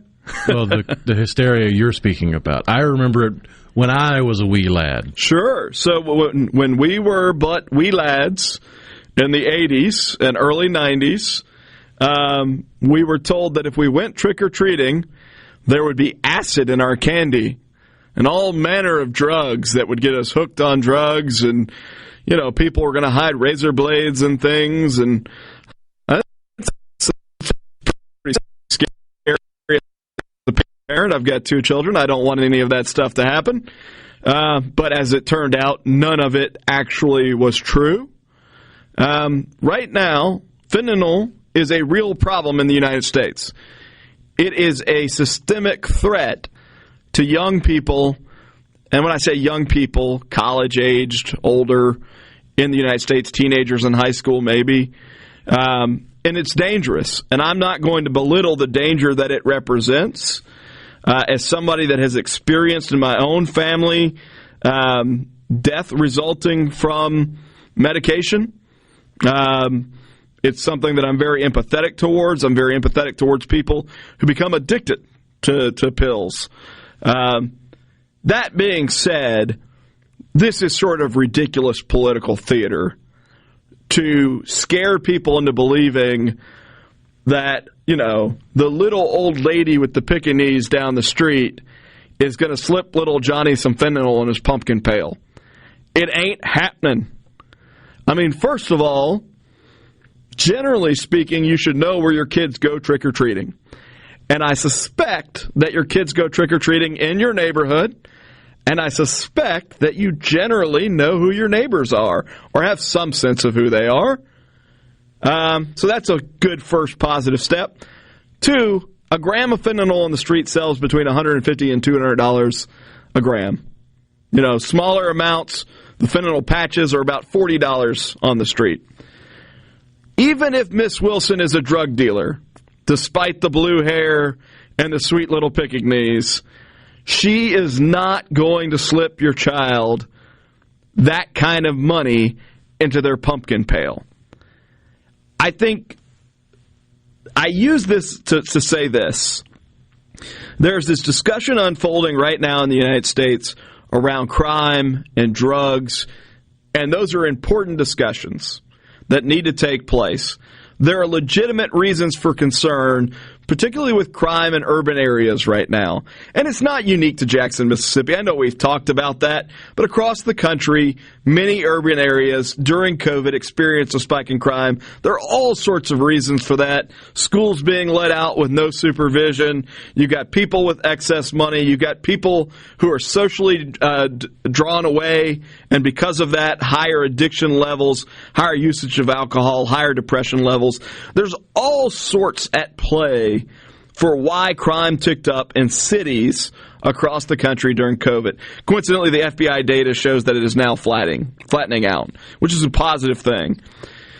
But we can have those conversations about crime and drugs without resulting to absolute hysteria and without letting the pendulum swing in such a way that we go back to 80s style, lock them up and throw away the key, don't do drugs, war on drugs. Because the reality is, and we know this, scientifically we know it, we know the numbers support this, the war on drugs did not do anything to abate the use of drugs. Nothing. It created mass incarceration. It sent a lot more people to prison and broke up a lot more families. but it did nothing to address the addiction crisis in this country at all. It didn't work. And so before we resort back to this mentality that is not evidence-based but fear-based, I think we need to pump the brakes on saying things like, people are going to be giving your kids fentanyl in their Halloween buckets. Because I don't think we're actually at risk of that. Just my 2 cents on the rainbow fentanyl controversy that had Twitter abuzz yesterday. People taking to the airwaves, all sorts of fun. Look, it's been a great time. I enjoyed it again. Thank you, Rhino. Oh, yeah. Gerard will be back tomorrow. You've been listening to Middays. This is Russ Latino signing off from the Element Wealth studio. Have a great rest of the day. Started shaking her fist, and the eagle will fly, and it's gonna be hell when you hear Mother Freedom start ringing her bell, and it'll feel like the whole wide world is raining down on you. I'm brought to you courtesy of the red, white, and blue.